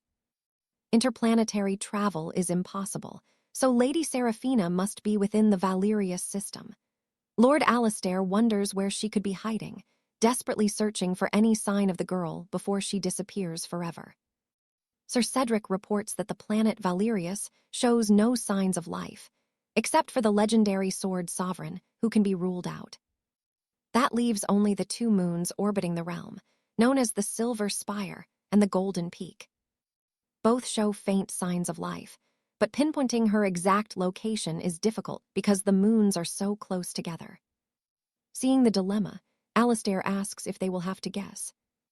The girl bets the captain's legendary greed for gold will lead her straight to the Golden Peak of Selim. But here is the catch. They picked the wrong moon. Now watch what is waiting for her on the Silver Spire. A mysterious noble is already tracking our hero, and he is not looking for a friendly chat. Magical scans reveal Seraphina possesses a massive external mana core mounted directly onto her body. Strangely, her only visible weapon is the simple blade tied to her waist. The noble analyzes the data, mocking her as a backwater bounty hunter, hiding a power she does not even know how to properly wield yet. Seraphina demands his name, but the scene shifts to a dark chamber where a strange plant grows in the shadows. Deep in the darkness, an old sage examines the sprout. A young squire arrives, needing to discuss an urgent matter. The sage asks if it concerns the recent chaotic events at the foot of Mount 𝒂𝒂𝒂𝒏. He reminds the boy he was tasked with this mission, warning him not to be reckless until the magical flower fully blooms and reveals its true nature. Only then will they see if it is a poplar or willow. They must wait until the entities supporting their enemies are fully exposed before they can finally strike with decisive force. Even so, the squire wonders if he is simply too immature. He desperately wants to know what it is about this situation that makes him feel so small. The boy reveals that during his investigation, someone completely unexpected crossed his path and ruined his entire plan. A warrior capable of using the forbidden energy flow reversal technique. Worse still, this stranger mastered the secret sword style of the Crimson Heart Order, wielding it with a level of perfection that should be completely impossible. The real problem is that this person has no ties to their order. Without hesitating, the sage orders the person killed. He calls them an anomaly, a monster, and demands they be hunted down immediately and purged from this world. He insists on zero mercy for this freak of nature. The young boy is visibly shocked by the cold command. Okay, I know what you are thinking. How does this connect? Well, stay with me because the action is about to go from 0 to 100 back on the Silver Spire. The mysterious man orders a full body scan, just as a massive clockwork guardian looms directly behind the defenseless girl. Sensing the threat, she asks what he thinks he is doing. Within a blink, the machine vanishes and reappears behind her, roughly grabbing her face. Seraphina is stunned. How could a hunk of metal move with such insane speed? The noble tells her to give up, because resisting his guardian is absolutely useless. He promises that if she answers his questions truthfully, he might grant her a quick end free of unnecessary suffering. But Seraphina isn't quitting, telling the arrogant bastard to shut his mouth. The man is shocked to find she possesses rare adaptive abilities. Moments later, she draws the weapon from her waist, spinning it into a deadly blur of steel. The guardian charges again. The noble laughs, claiming it is futile since the machine has mastered every knightly art in the known world. Seraphina realizes he is right. The damn thing is reading her every move before she even makes it. Still, she refuses to back down, relentlessly striking at the metallic monster. It easily sidesteps her blade, landing a crushing blow to her back that sends her flying. It looks like the machine has already won this round. Somehow, the girl forced herself back to her feet, while the noble watched the duel with cold indifference. In the heat of the moment, Seraphina worries that none of her tactics will work. The robot vanishes again, appearing behind her to finish the job. But in a sudden flash, Seraphina disappears, leaping high into the air at the perfect time. The Guardian anticipates the jump and mirrors her movement. She hurls her weapon with everything she has, but the robot casually blocks it, reaching out to crush her once and for all. Suddenly, a blinding light erupts. The weapon latches onto the machine's arm and then stretches, piercing straight through the core of the mechanical beast. In that exact moment, back at the chamber, the old sage's cup shatters in his hand. He realizes this is the dragon blood dirk of the House of Thorn.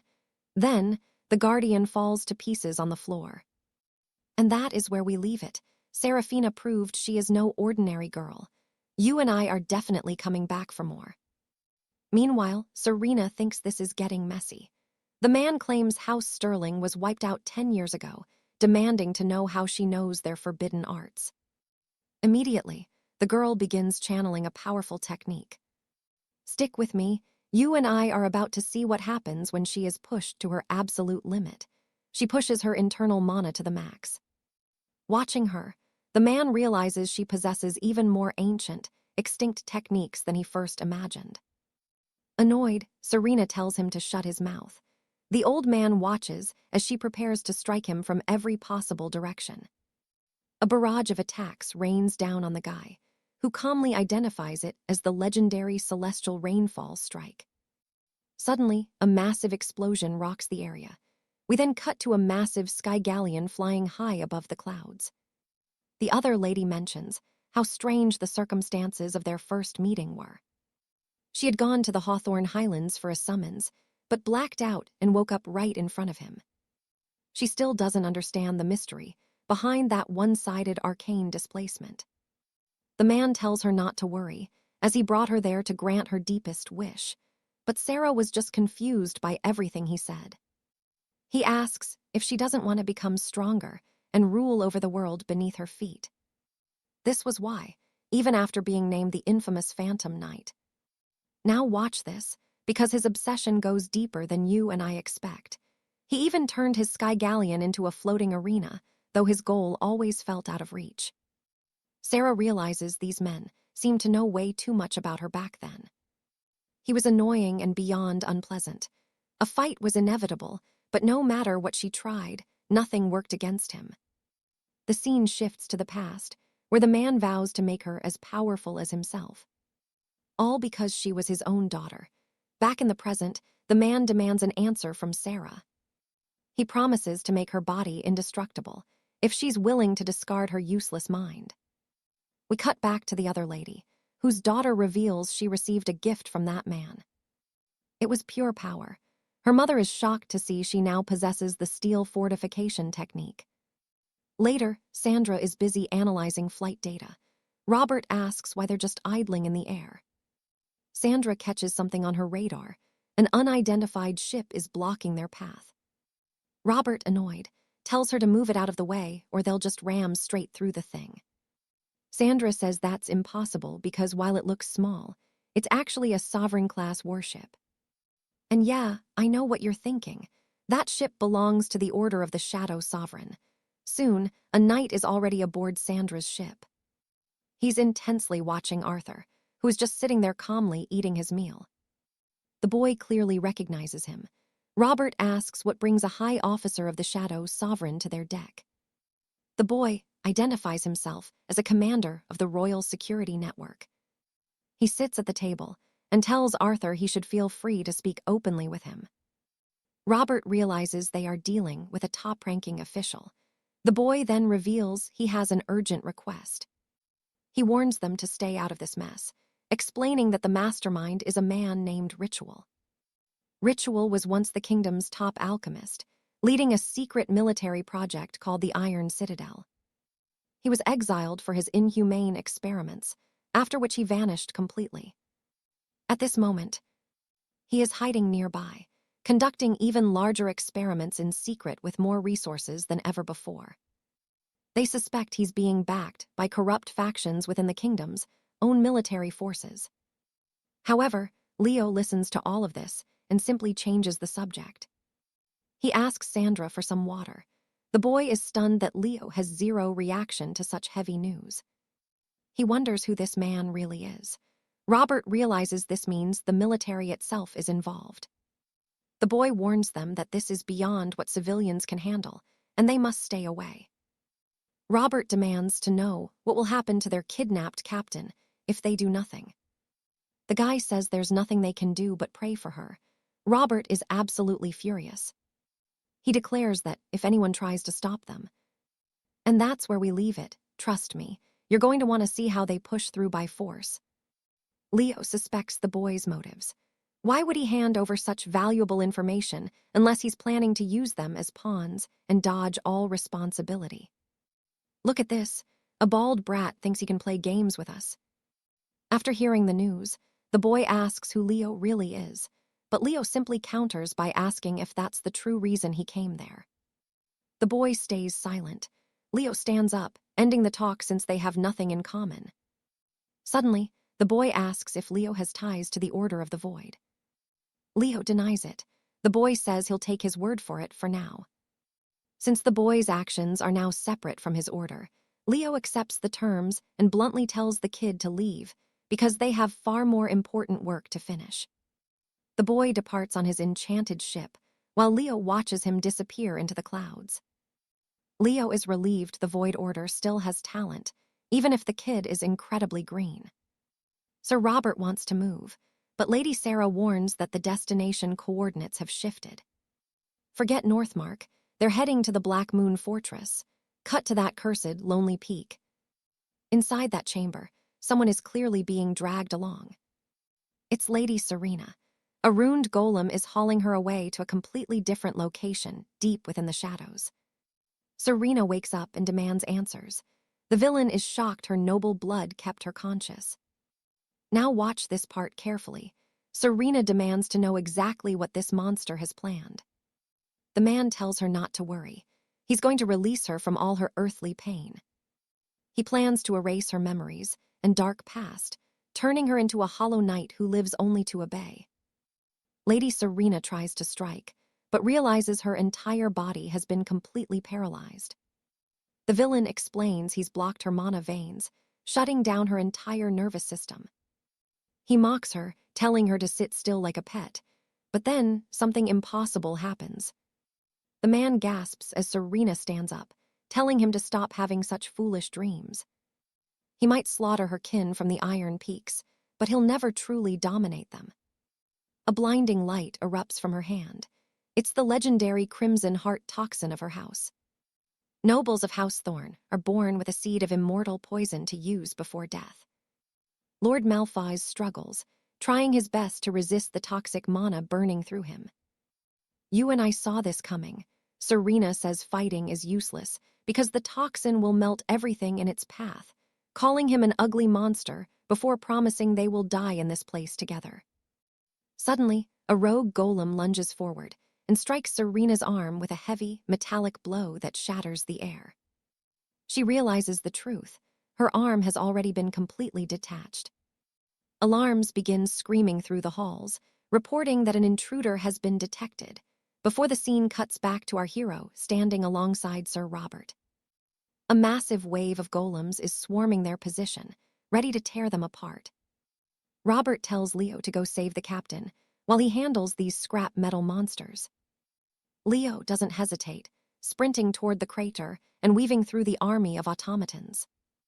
A massive explosion rocks the ground. The golems start scattering in fear of the blast. Robert grumbles that Leo could have helped him a little before ditching him to face all these monsters alone. Left alone, Robert unleashes a barrage of magic weapons to defend his position. Lady Rachel watches the chaos from above as Robert keeps blasting every golem in sight. Another earth-shaking blast. Robert activates his anti-gravity boots to escape the direct impact. A golem scans Robert, identifying his gear as elite equipment from the King's special forces. However, the data shows the gear is ancient, outdated, and no longer used by knights. Rachel realizes he's an active soldier and orders her minions to eliminate him immediately. A strange thudding sound echoes. The golems report an intruder has breached the 7th district. Stunned, the man wonders what is actually happening. The intruder is moving like a ghost, bypassing every district before the systems can even react. They start analyzing his location data, finally pinning him down, but a massive explosion suddenly occurs and silences the automaton's voice completely.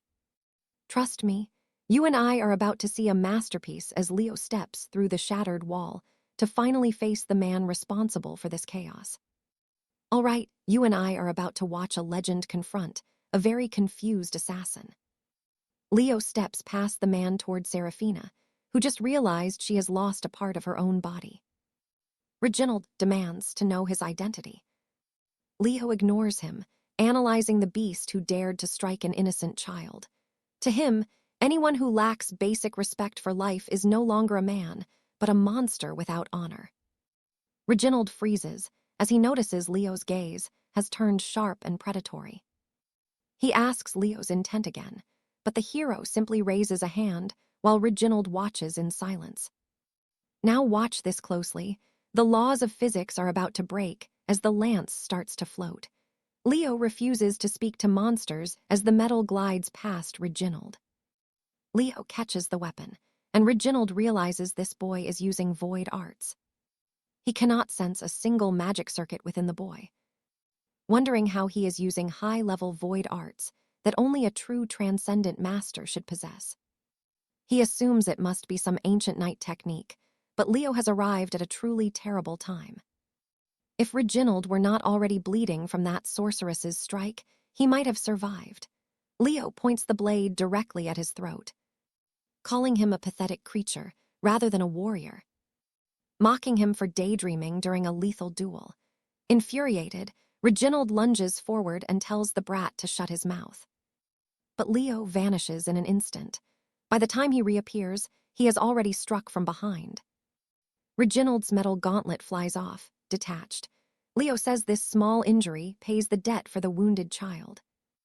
Now, it is time for the assassin to pay for actually making him angry. He warns him to prepare, as the cost of his rage is absolute.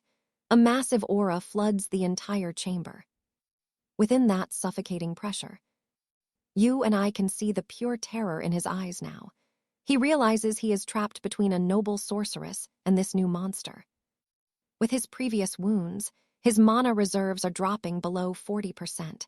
There is no way he can win this. Desperate, he decides to overload his core for one final strike.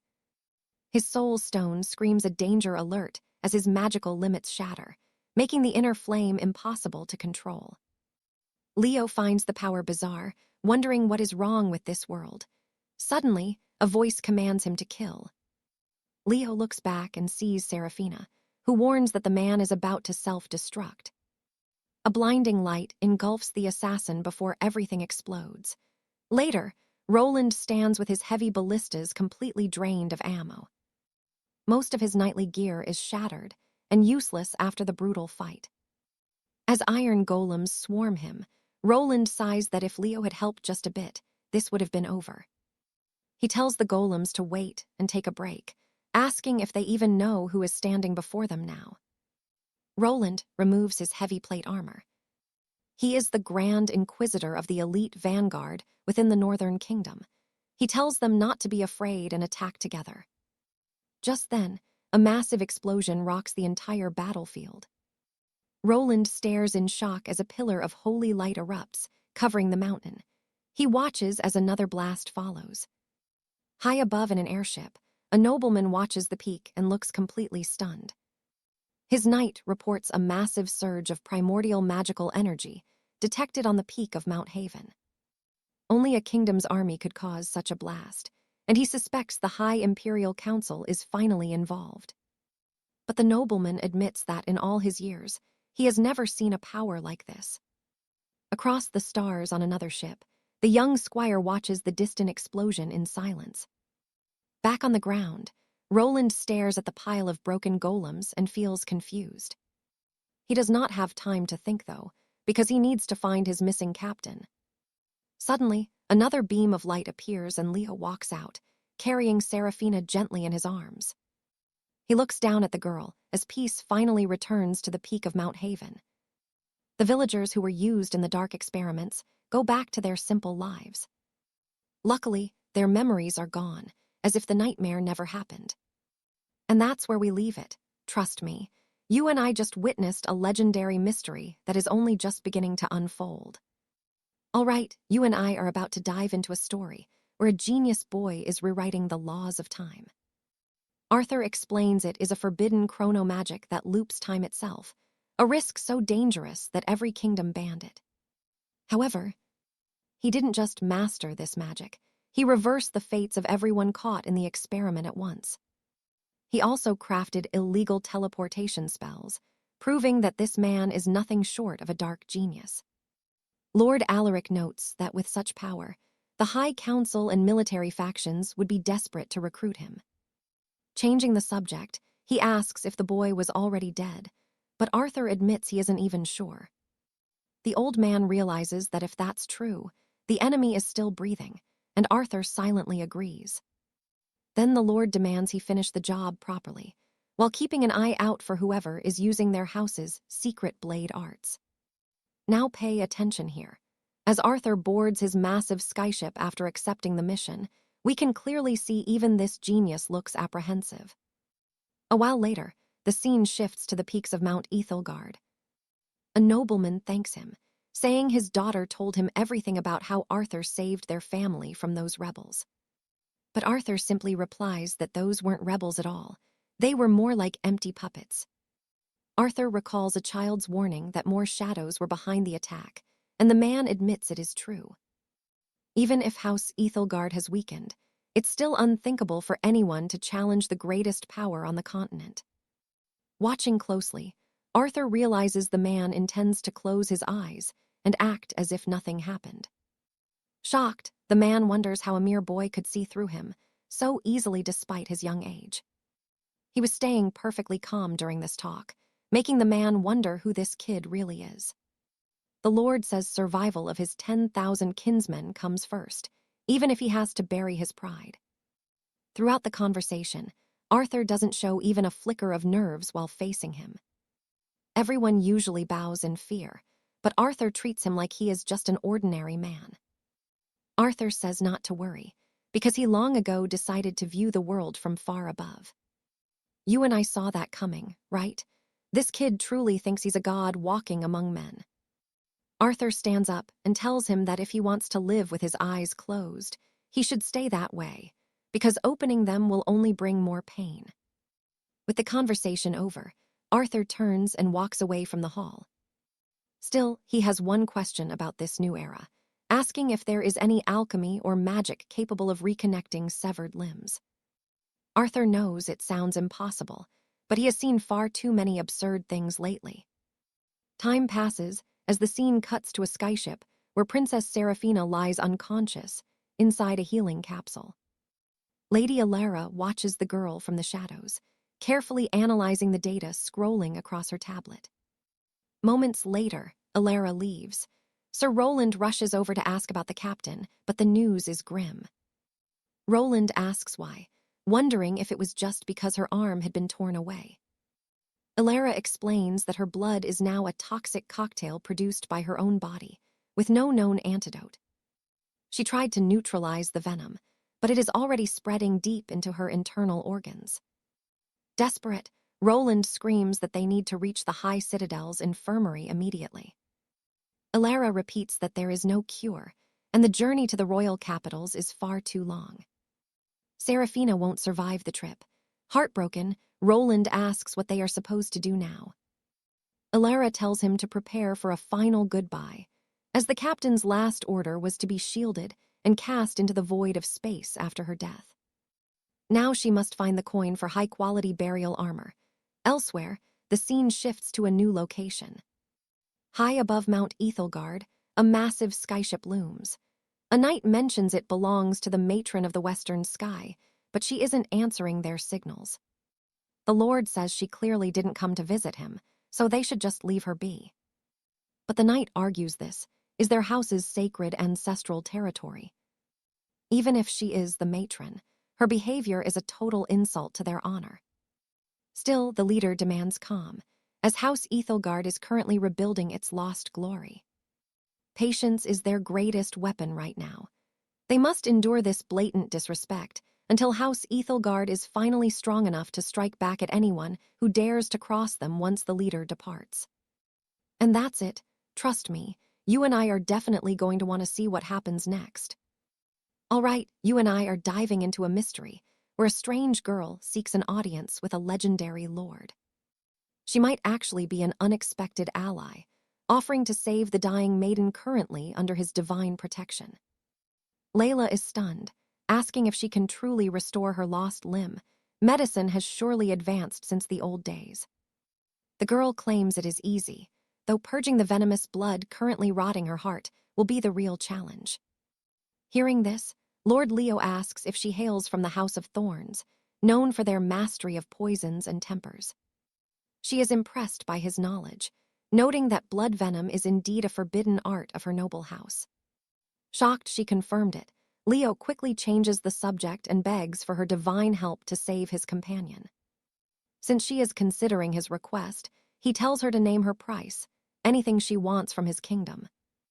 The girl reveals there is someone she must find and asks for a lead to open a path to him. Our hero feels a wave of pure killing intent radiating from her voice as she speaks of her mission. Leo feels he has already met the target she describes.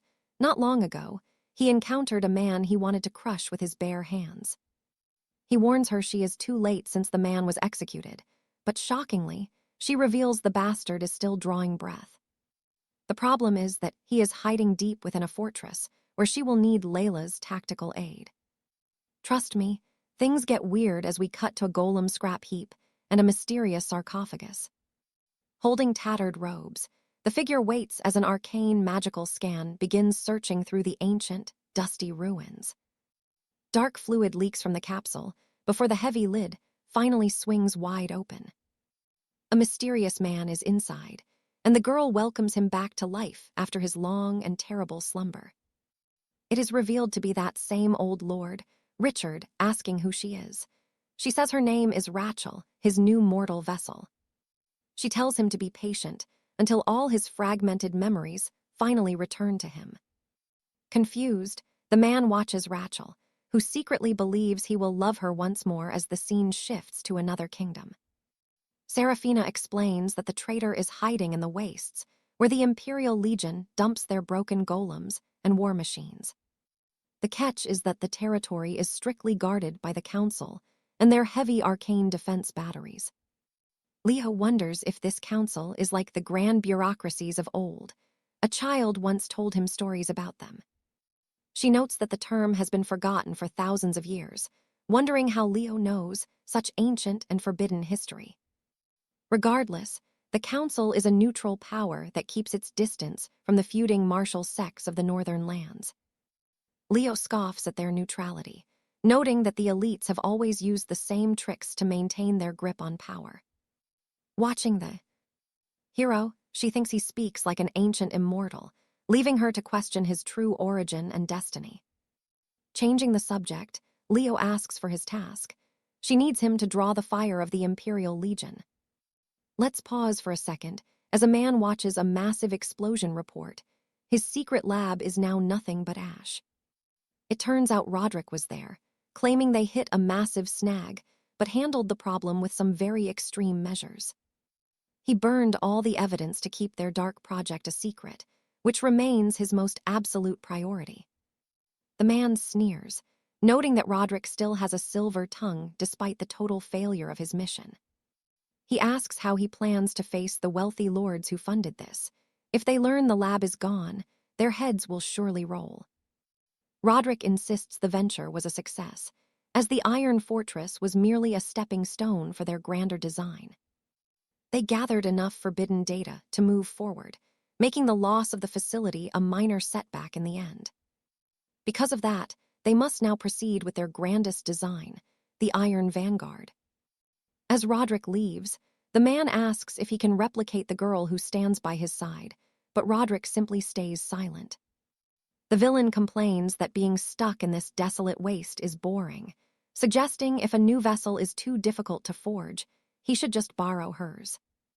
Leaving the room, Roderick coldly says he will consider the dark proposal. The other man scoffs, calling Roderick insolent for treating a mere machine as if it were a person with a soul. Soon, we shift to a brand new location. Syrian has finally woken up. Amidst the pouring rain, she stares into the void, haunted by her own dark, shattered memories. The other girl realized that her carefree act was just a lie. She had been hiding her true self behind a mask. And trust me, you and I are going to want to see what happens next. All right, you and I are about to dive into a tale of fallen knights and dark magic, starting with Seraphina refusing to abandon the gate she swore to protect. She was told it was all an illusion because there was absolutely nothing left in the kingdom for her to save. Still, Seraphina refused to listen, insisting she had to guard that portal even if it cost her life and soul. With no choice left, the other girls struck her with a magical blast, warning that if she stayed this stubborn, she would have to drag her back by force. Suddenly, the scene shifts to Seraphina waking up inside a healing crystal sarcophagus. Standing before her was that same blonde girl, using arcane equipment to slowly recharge the energy in Seraphina's broken body. Changing the subject, she asked the knight how she was feeling after the ordeal. She warned that her reattached arm would feel strange for days, and she should focus on resting until her magical circuits finally stabilized. Seraphina then thanked the girl for saving her life, vowing that she would definitely find a way to repay the debt. But Lady Alara just scoffed, saying she overestimated herself since debts are only shared between those of equal noble standing. Her past ties to the House of Thorn and their sickly lord were pathetic even compared to her common peers. Besides, there was no reason to burn all that mana just to save a stranger. Seraphina then asked why she bothered at all. The girl snapped that she wasn't worthy of an answer, mentioning that placing poison inside a human heart was truly a cruel act. The House of Thorn was merciless for doing that, and she barely managed to purge the toxin. The dark rumors were actually true. They called it the ultimate soul blight. Surprisingly, Seraphina begged for it back, claiming that the poison was her very soul. Right then, the magic crystal chimed, signaling that her internal mana reserves were finally back to 100%. Lady Alara told her that since she had already triggered the poison and chosen death, she had abandoned it.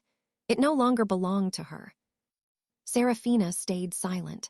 Alara declared the knight was now her property, but she was willing to return her freedom for a price. In exchange, she had to tell her everything she knew about the man named Liam. Hearing this, Seraphina was completely shocked. Moments later, we see our hero. A nobleman tells Liam that he only wanted to meet again to repay his great kindness. Sir Liam told him to forget it as he did it willingly, and a single cup of tea was more than enough.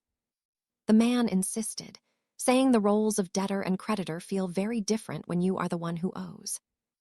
And besides, the Order of the White Rose was never comfortable with having debts left unpaid. Now watch this part carefully. He offers a grim warning to stay far away from the Duchess of the Void, a venomous spider lurking in the shadows. Back with Seraphina, she noticed the other girls staring, the one she thought would infect everything around her with pure darkness. The blonde girl warned her not to feel relieved about surviving, because she would eventually die by her hands anyway. Seraphina asked why and whether she had some ancient blood debt to settle, because she didn't remember any past grudge. The girl revealed it was because her mother had saved Seraphina once. A very awkward silence filled the air after that. As Seraphina began to walk away, she whispered that the two of them were actually very much alike. Irritated, the girl told her not to ignore her because she would definitely be killed soon. Seraphina said it made no difference. Even so, she wanted to know one thing. Why did she speak so casually? Just how old was the girl anyway? The scene returns to Sir Liam, thanking him for the advice, but saying he had to handle the Duchess his own way. The man warned that whatever she requested, her true goal was likely something far more sinister than any man could imagine. She was clearly hunting for someone precious, and the legend says no man who ever meets the Shadow Matriarch will find a way to escape her lethal clutches again. All because of the twisted ideals she pursues in the dark. He had met that woman in his youth.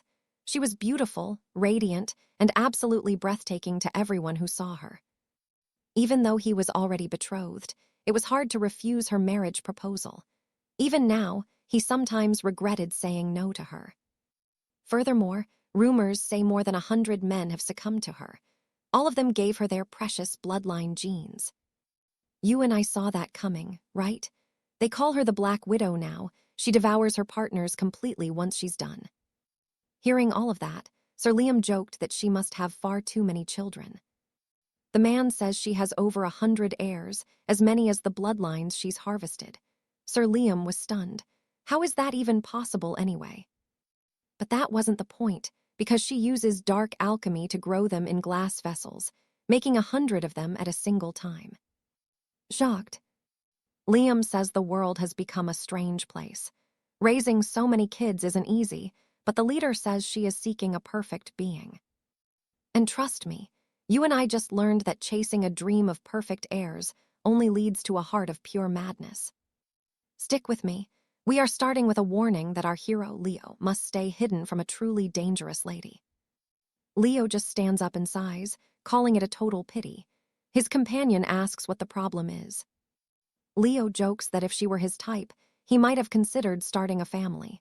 Suddenly, we shift to the capital of Syrian. Robert cheers, saying he always knew she would survive and believed in her.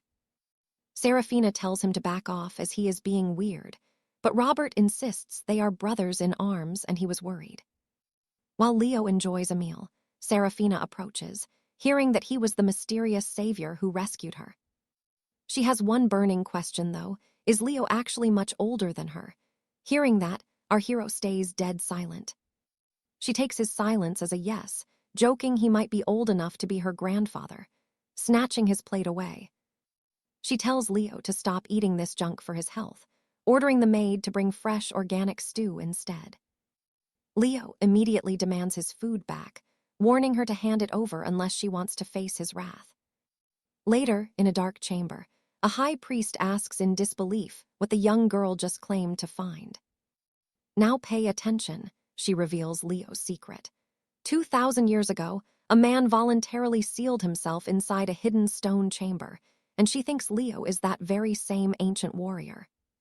His name was Lord Malachi, and it is strikingly similar to the forbidden lore of the Order of the Shadow Sovereign. But the priest snaps that he did not ask about his name, but rather what Leo said to her afterward. The girl explains that Leo calls himself the Supreme Shadow Sovereign, leaving the old man absolutely stunned by the weight of those words. Elsewhere in the castle, Lady Rachel is busy monitoring a strange alchemical device with an intense focus. A timer ticks toward 100%. Once the ritual completes, a mysterious glowing sigil finally appears, newly forged and ready. Lady Rachel notes the energy flow is stable and asks exactly how much power this artifact can hold. She is told the limit is 8.5 cycles. If it goes any higher, the entire thing will trigger self-destruction mode. The master smiles, calling the creation perfect and ordering it to come home. The sigil begins to hover, flying directly toward Rachel's outstretched hand. The sigil suddenly pulses with a life of its own. We then see a weary soldier serving drinks to his superiors. A knight asks what that thing is, while another man holds one of the glowing parasitic sigils. Rachel presents her masterpiece, the Iron Golem Project. The priest explains this horrific magic can transform any living human body into a magically enhanced combat puppet. These monsters look exactly like normal people, but possess the terrifying ability to use superhuman martial arts with zero effort. But no matter how closely he looks at it, that thing does not seem human. Rachel insists it is only a matter of time. Watch this, the sigil lunges at the guard, burrowing into his flesh. He tries to fight it off, but it is already too late. The priest stands up in shock to witness the nightmare. The soldier's body begins to twist and transform right before them. Rachel explains it is a parasitic golem, specifically designed to infest a human body from the inside. It paralyses the nerves and hijacks the soul, essentially turning a person into a living, breathing mechanical slave. Even worse, It pumps out 8.5 cycles of energy, instantly turning the host into a master-level martial artist. It is preloaded with the world's most lethal fighting techniques. Simply put, this iron golem is the ultimate, unstoppable killing machine. Watching the guard, the priest asks why the man looks so horribly mangled and broken. He is barely a soldier now. Rachel says his blood did not match the original experimental samples. His body fought back against the parasite, causing him to become a hideous, deformed wreck. The sigil tears itself out of the man, leaving him unconscious on the floor. The leader steps forward to examine the bloody relic. Lady Rachel then tells them to prepare for the coming day. Since the prototype is ready, they must show the lords who funded this, so they finally stop complaining. The priest snaps, asking what kind of nonsense this is. He waited 10 years and spent 500 million gold, only to be left with a hideous monster to show the investors. But Rachel explains it just has not found its true host yet. It will only function perfectly once it finds a worthy master, as she commands the sigil to find its real target. In an instant, the glowing sigil flies straight toward the old priest. But it zooms past him instead, shattering the glass window right behind him. As he leaves, Rachel tells him to inform the lords that the final version launches tomorrow. High above the clouds of the kingdom, something mysterious is flying through the sky. It is revealed to be a grand airship, seemingly heading toward an unknown, secret location. Trust me, you and I are about to see what Leo is planning as he watches from the window. All right, you and I are diving into the moment our heroes touch down on a forbidden world. Sir Alistair warns that one more step means crossing the Imperial security line, awaiting the captain's final command.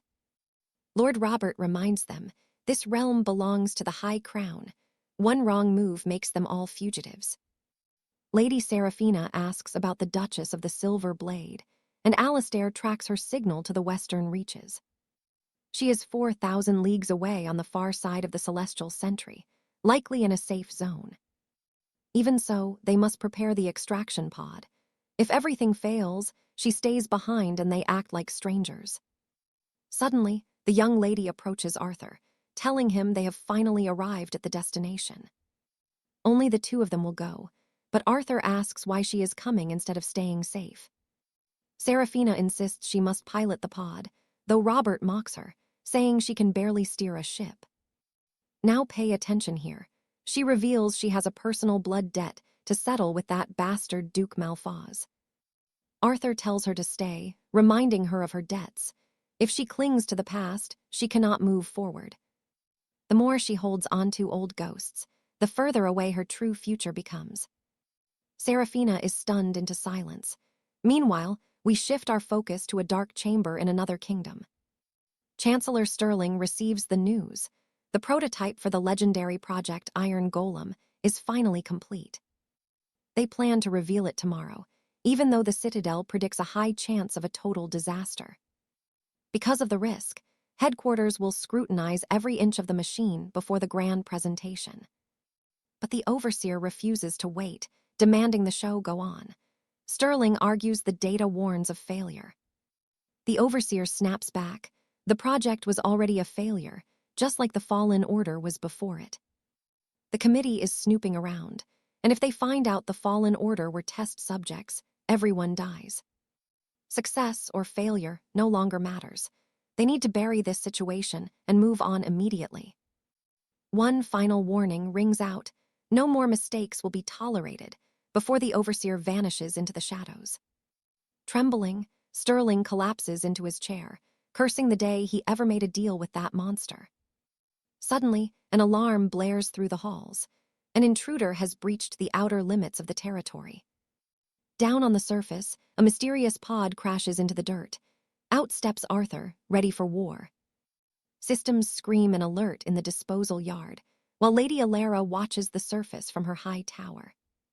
She spots something moving and wonders what that thing could possibly be.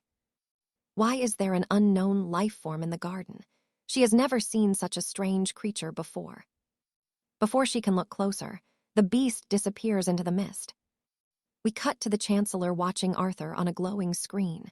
while his scanners analyze the intruder and reveal that he is a pure natural.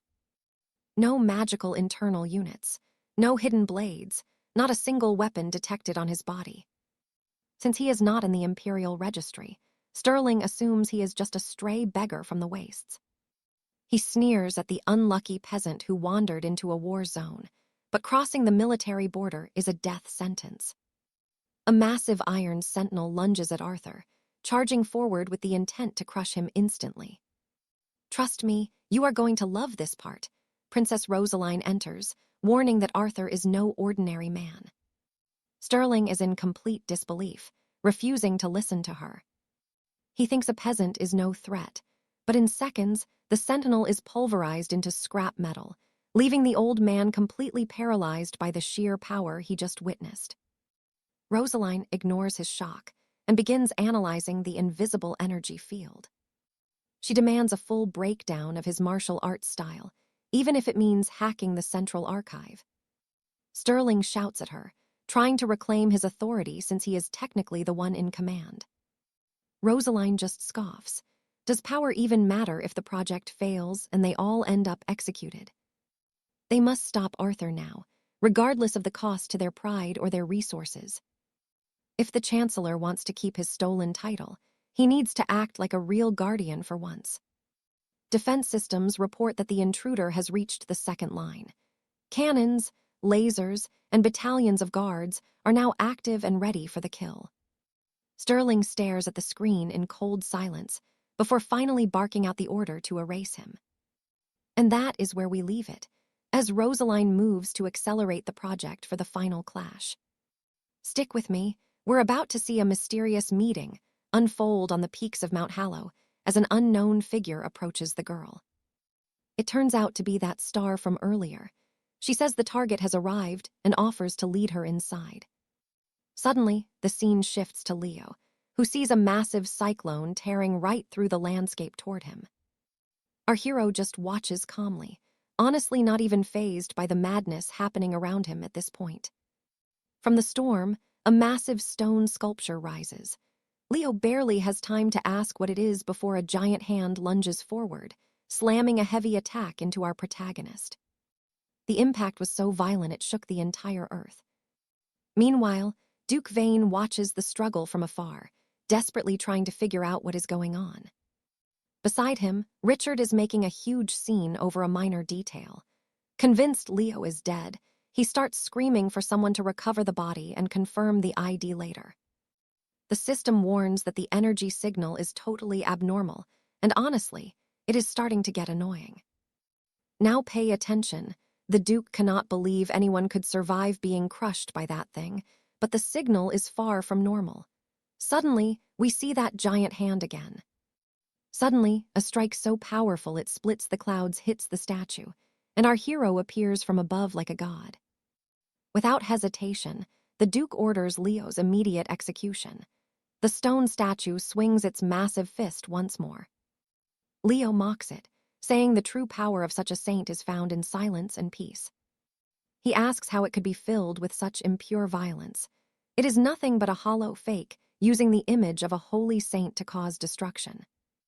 Leo stares down the massive hand in front of him. Suddenly, a blinding beam of light flashes out, and the stone arm is easily shattered into dust. But he is not done. Leo charges straight at the Guardian and punches a hole right through its chest. Back in his office, the Duke is stunned. He cannot believe his ultimate weapon was taken down so easily. Leo jokes that it does not matter if it is a fake, since he just blew its head off. He says the thing definitely is not going to heaven, then wonders if this distraction is enough for the infiltration. Suddenly, a wave of robots surrounds the area.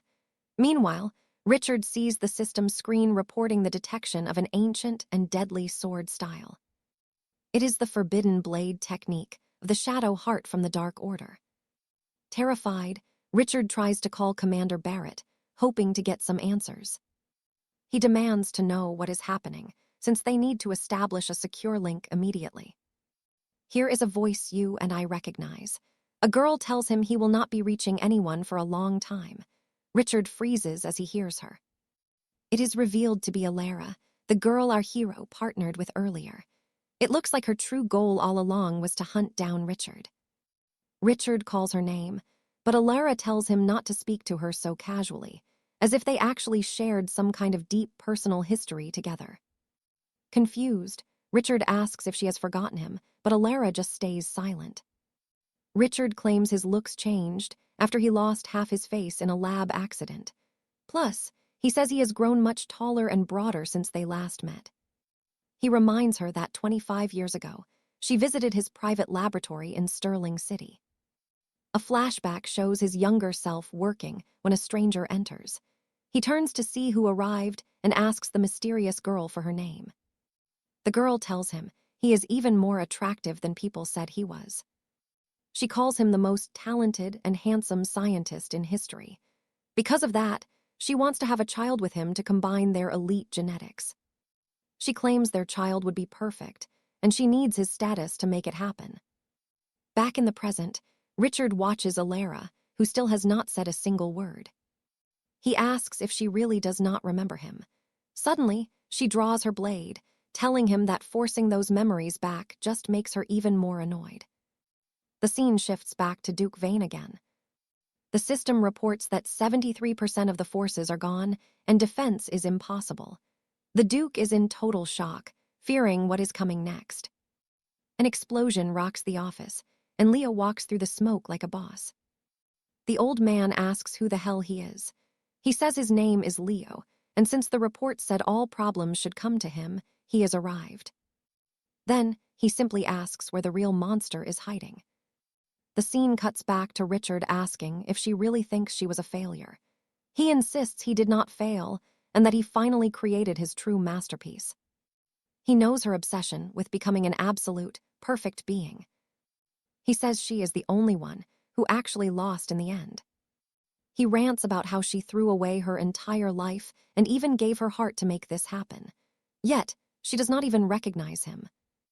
And that is where we leave it. She strikes with a deadly blow, saying she does remember, but he always talked too much back then.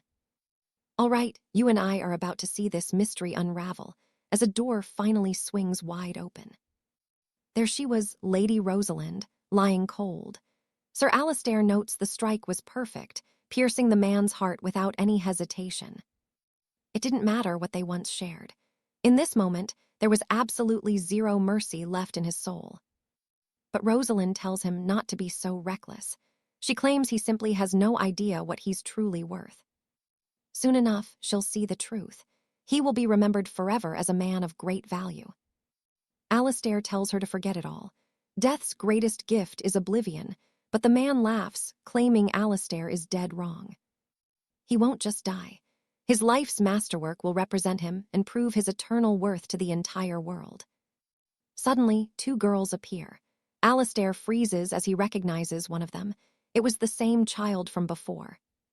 Something about her felt different, though. Alistair approaches, demanding to know why she's even in a place like this. Then, a blinding light begins to swallow the entire area.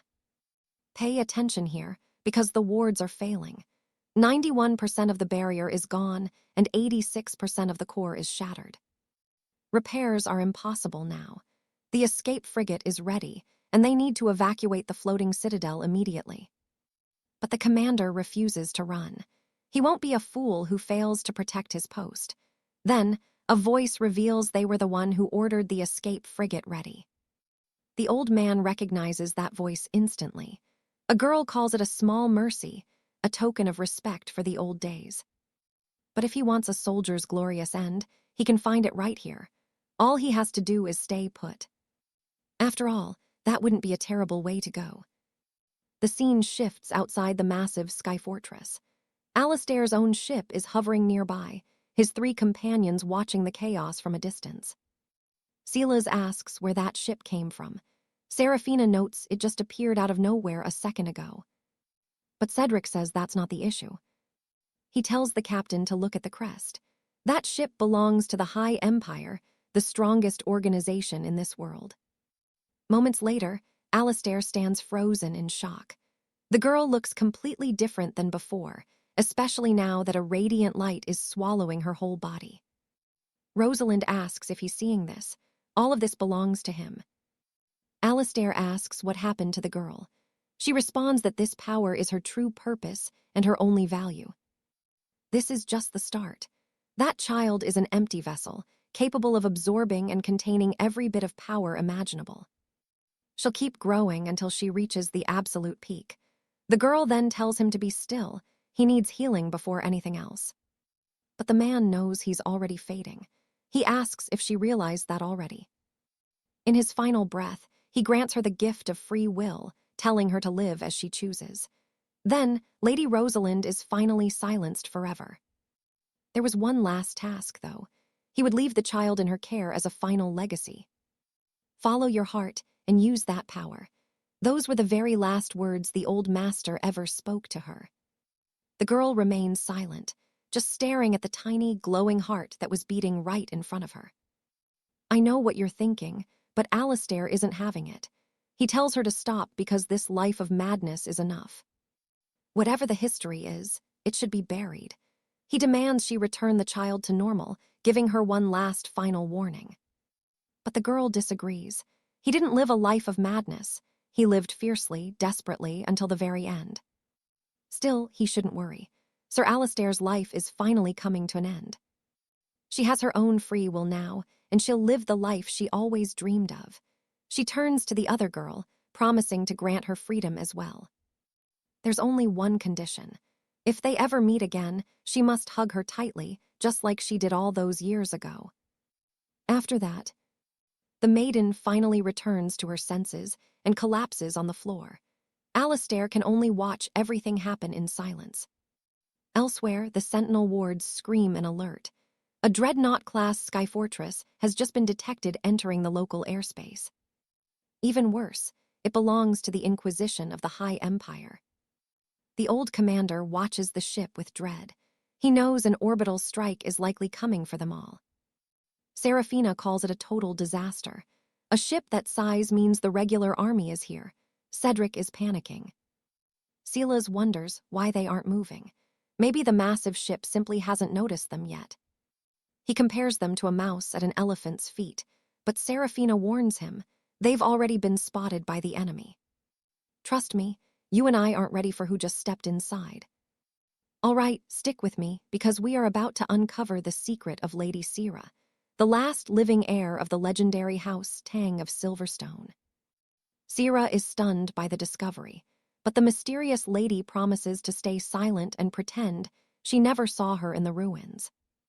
She even wiped Sira from the official intelligence report, even though the House Tang incident is strictly under the Royal Ministry of Order's watchful eye.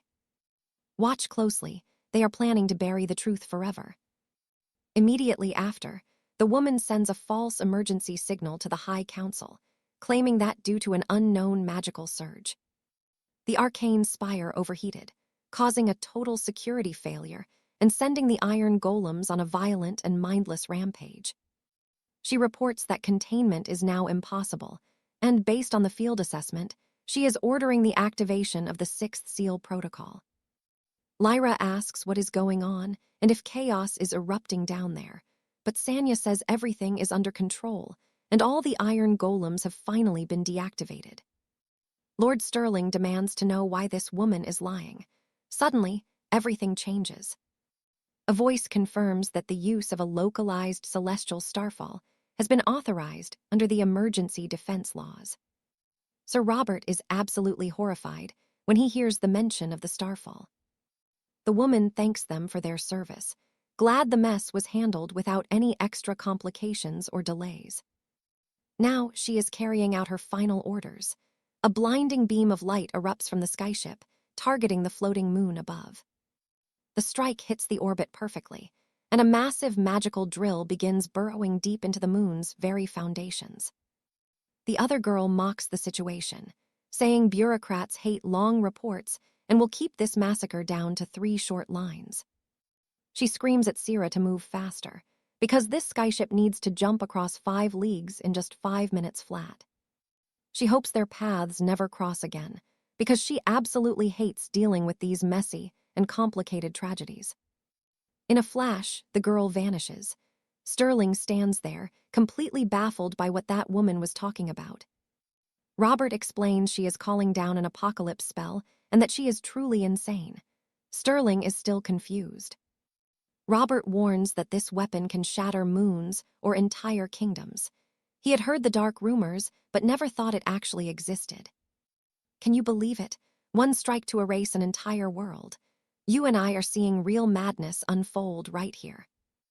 If that core ignites, the entire floating island will be completely vaporized. Only 3 minutes remain before total annihilation, and they need to flee right now. The group falls silent. Desperate, Robert calls out for his captain. Meanwhile, the magic compass reports the drill has reached the core. The girl watching from the shadows smiles as the detonation sequence begins. At that exact second, the moon begins to tremble violently as the ground starts tearing apart. The spirit link reports that there are only 2 minutes and 7 seconds left until the end. She yells to brace for the shockwave, saying that seeing a world burn is far more exciting anyway. The skyship leaves the moon's orbit. The girl laughs that this is a real escape, impressed that the captain was sharp enough to move so fast. Still, she wonders why the others haven't fled yet, because staying behind means they will be turned into ash in seconds. Confused, she watches as the skyship suddenly dives straight back toward the crumbling moon with Sterling at the helm. Robert screams that they are all going to die and can't possibly save him. But 𝒖𝒂𝒏 says she plans on living until 80 because her fate line is long. Sanya's magic confirms she will likely live a healthy life for 5,000 years. During all that talk, the skyship weaves through the falling moon's debris. Sanya warns the core has ignited, and the heat is rising to deadly levels. Robert cries out that they are doomed and about to be obliterated. Looking at the magic display, Thorn detects a faint survival signal even as the atmospheric heat reaches 700 degrees. Right then, Alaric appears in the center of the inferno, somehow still breathing amidst the flames. Surrounded by chaos, he mutters that this hellish heat feels exactly like the depths of the underworld itself.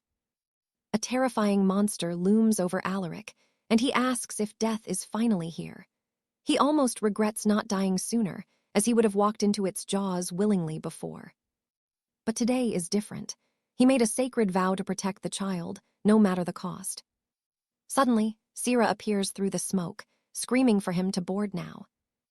Back on the bridge, the system warns the heat has hit 1,500 degrees, and the final explosion is imminent. The girl says it is over.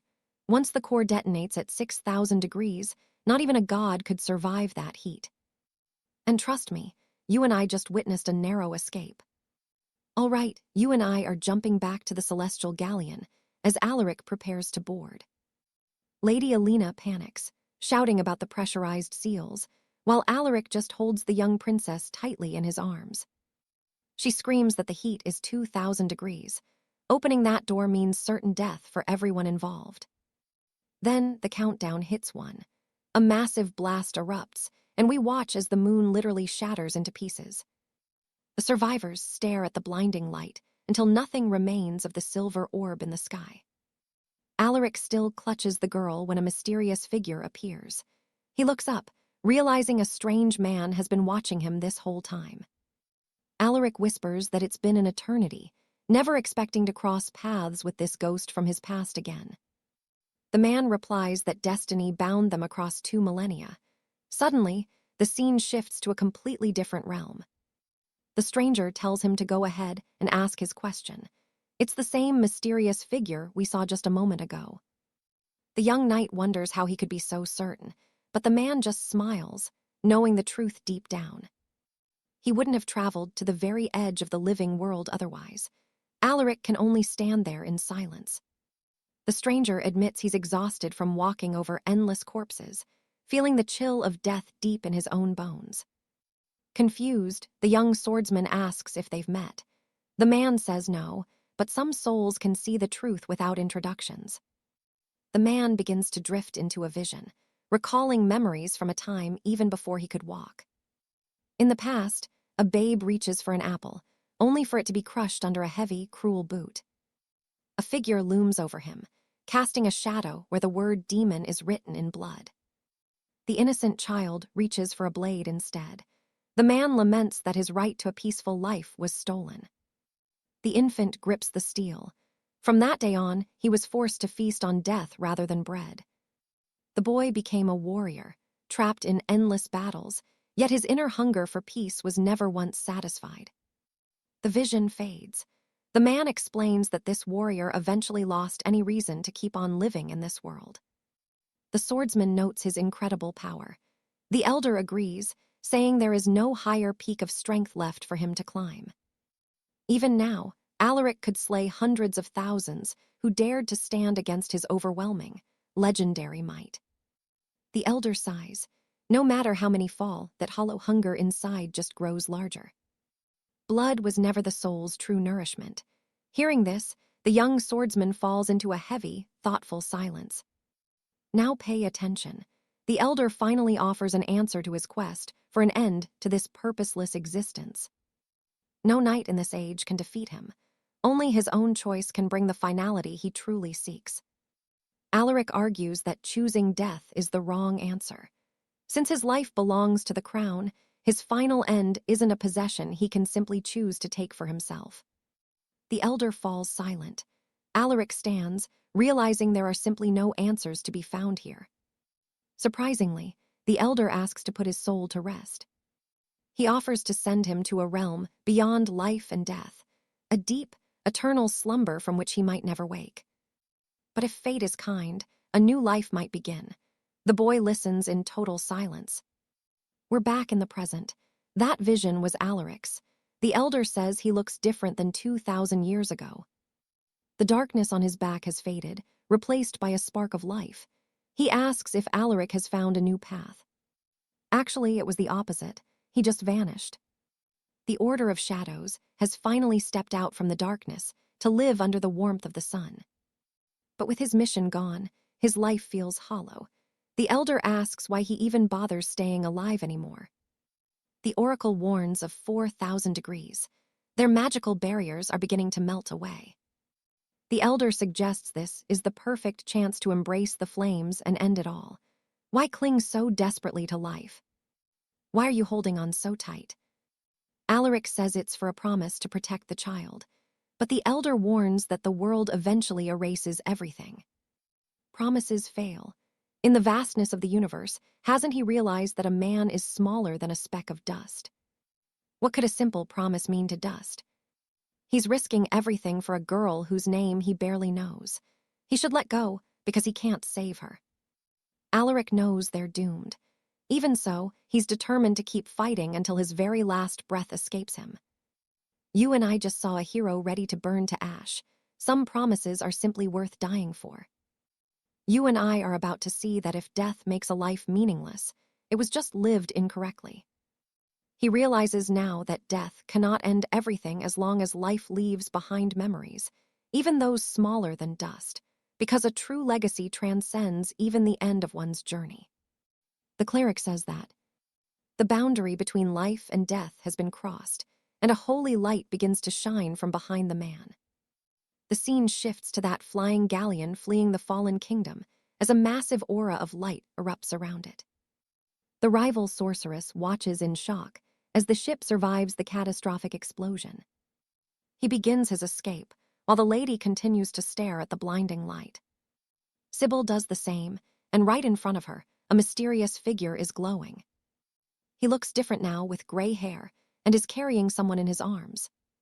That person was Arthur, but he looked transformed, and the youth remains silent while preparing to leave the vessel. Sancha reports that the magic shields are gone, and 63% of the hull and enchantments are destroyed.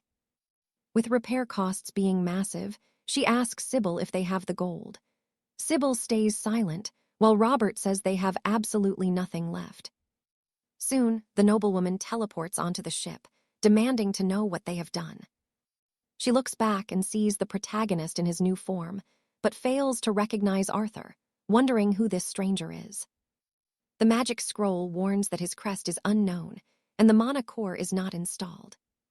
Now watch this. The lady asks if he was the one who did this and demands to know his true identity. Observing the boy, she is stunned because his eyes look different. She stands there completely paralyzed. The protagonist asks who she was. She reveals she is an officer from the High Council Inspection Department. She even starts sharing personal details, mentioning she is currently single. Changing the subject, the hero asks if she was the one who triggered the explosion. She admits to ordering the strike, but claims she was only following royal commands, explaining that even within the High Council, different noble factions are plotting. Hearing this, the protagonist says he doesn't care about their politics. He states that because of that blast, innocent children were hurt, so she must fix everything and restore the town, asking if she even has the power to do it. The girl quickly agrees. Soon, magical golems begin to repair the damaged flying ship. The noble girl is placed inside a healing stasis pod. Sancha says her body is fine and her mana flow seems normal, so she should wake soon. Our hero says that is a relief. Let's pause here. Another girl asks who the white-haired man was, but Sybil says she should ask him herself because she is just as clueless. Anyway, she asks if the girl is an agent from the Inquisition, since that title is rare. By the way, she wonders why the girl spoke so much about her private personal life. But the girl tells her to shut up, because if any of this leaks out to the world, something terrible could definitely happen. Sybil asks what she plans to do, and the noble lady prepares to speak.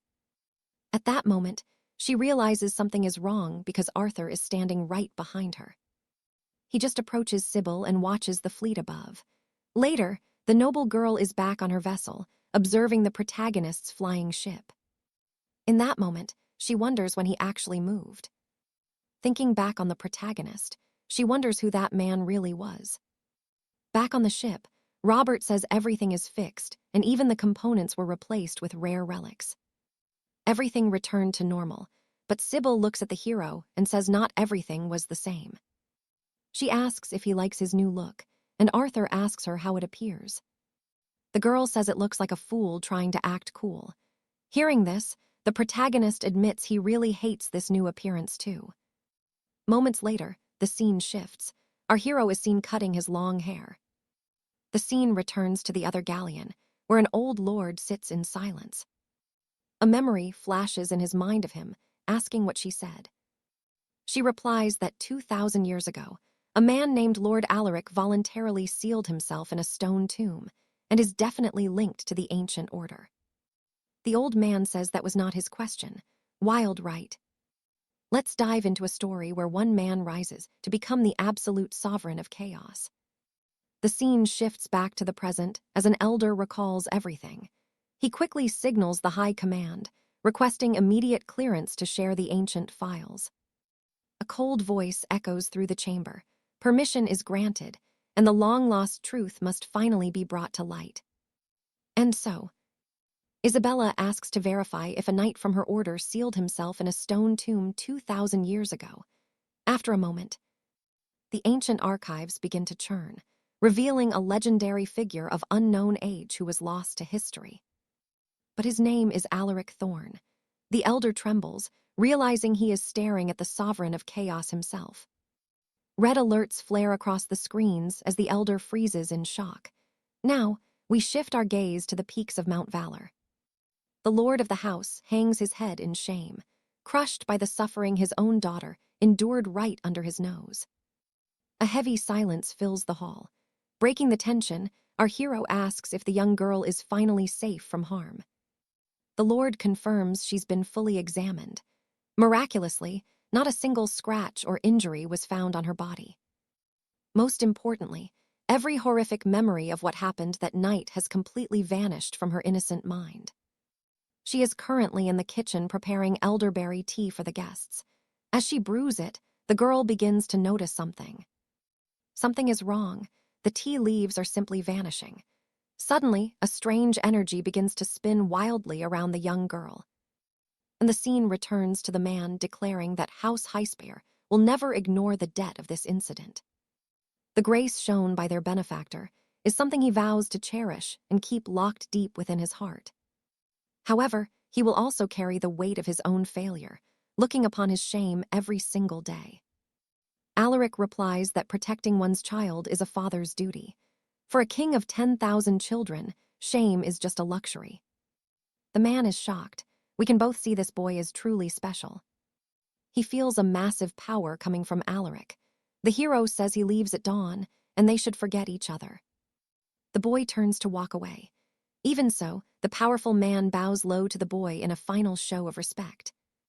Later on, the scene shifts to Seraphina, who stands alone in her room staring at her reflection in the mirror. She observes her own mechanical arm just as our hero pushes open the door, asking for permission to step inside. Seraphina frowns, asking if he's ever heard of knocking before barging into a lady's private quarters like that. Alaric just shrugs, claiming the automatic door slid open on its own, then asks how he's supposed to close it. Time passes, and the two stand atop their vessel.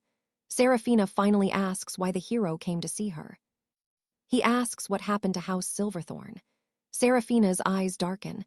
They fell to ruin, and she is the only survivor left. It is a heavy burden to speak of, so she tells him her answer ends right then and there. Alaric asks if she is hunting for vengeance. It is a useless path, but if she truly wishes for it, he will help her. Seraphina mocks him, asking why a legendary warrior would waste his time on something so useless. He tells her it's because her life has worth. Now here's the part that catches her completely off guard. He asks if blood is needed to start her new life. Seraphina says he's strong, but she'll handle her own bloody business. However, our hero simply tells her that in his mind, they were already quite close.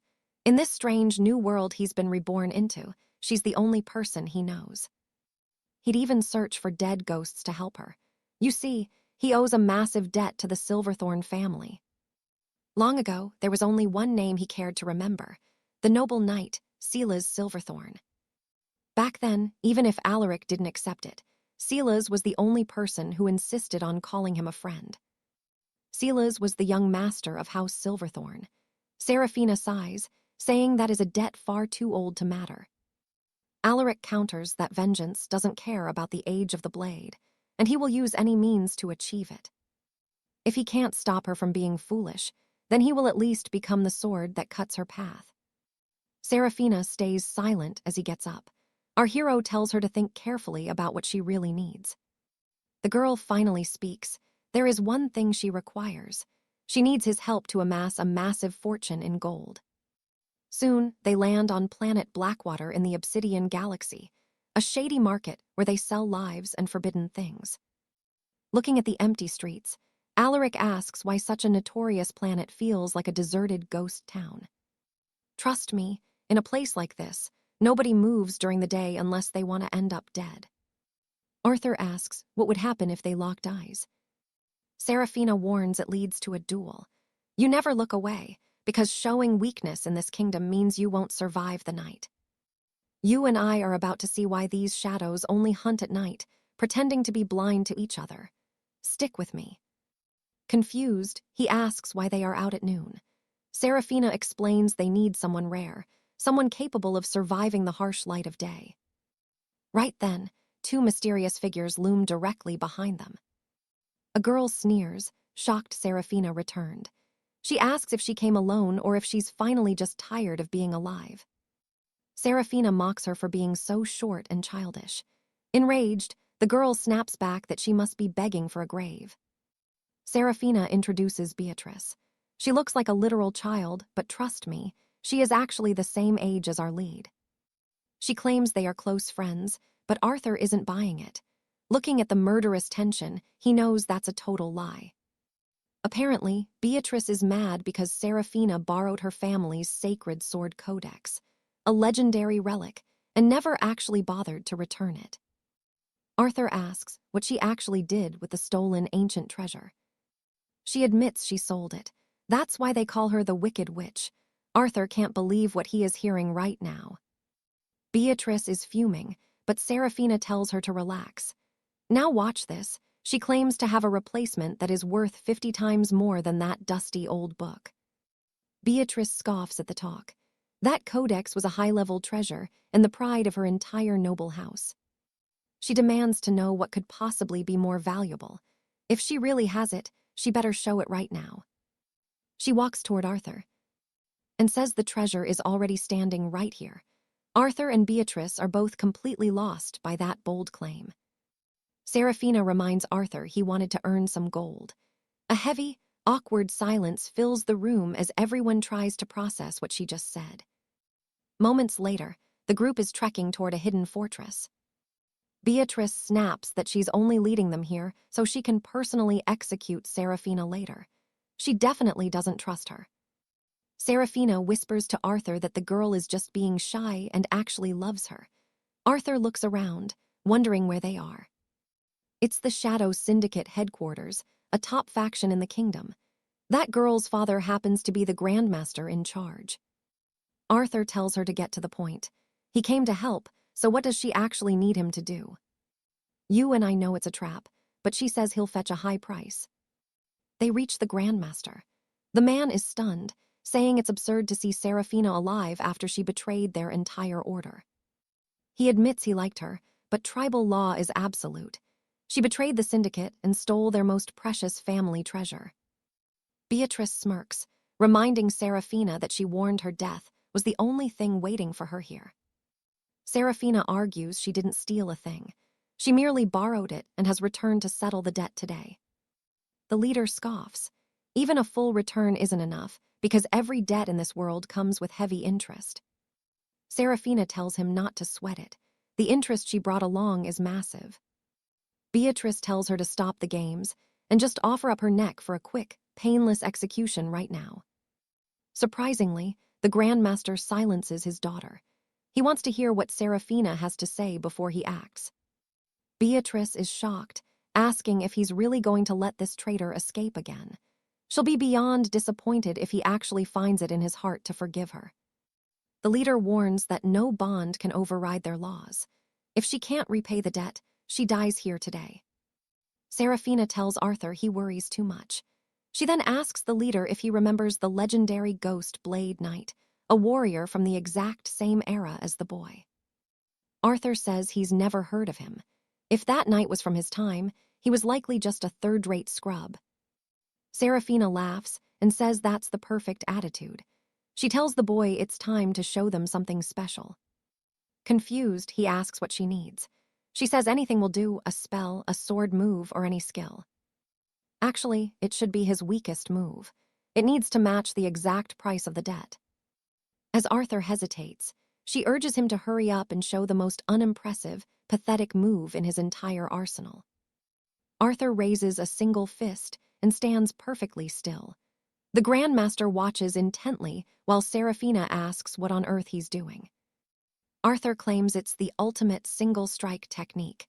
He apparently mastered this move when he was only 1 year old. Seraphina sighs, telling him that's way too weak.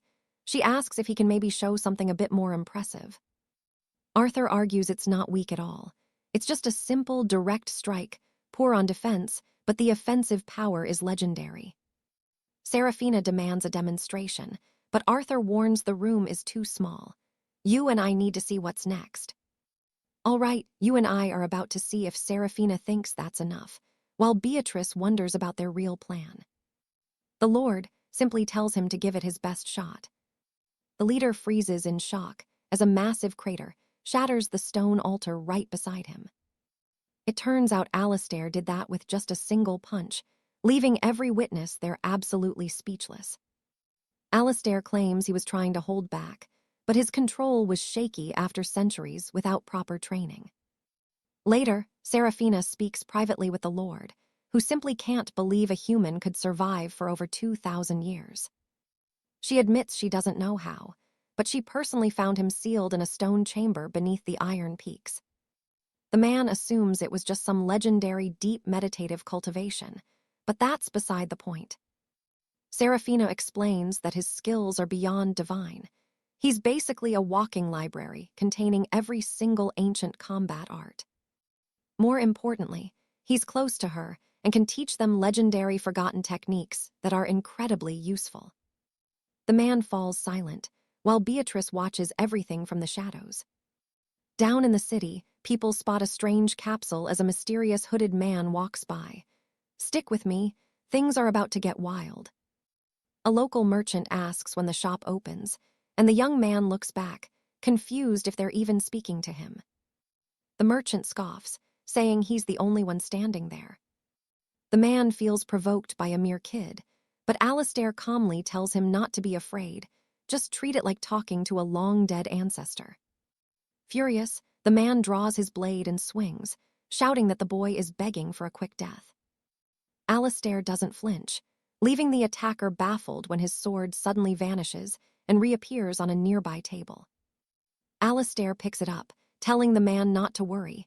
He'll return it once he gets a few simple answers. The man charges again, but a glowing emerald barrier suddenly blocks his path. Something invisible is stopping his every move.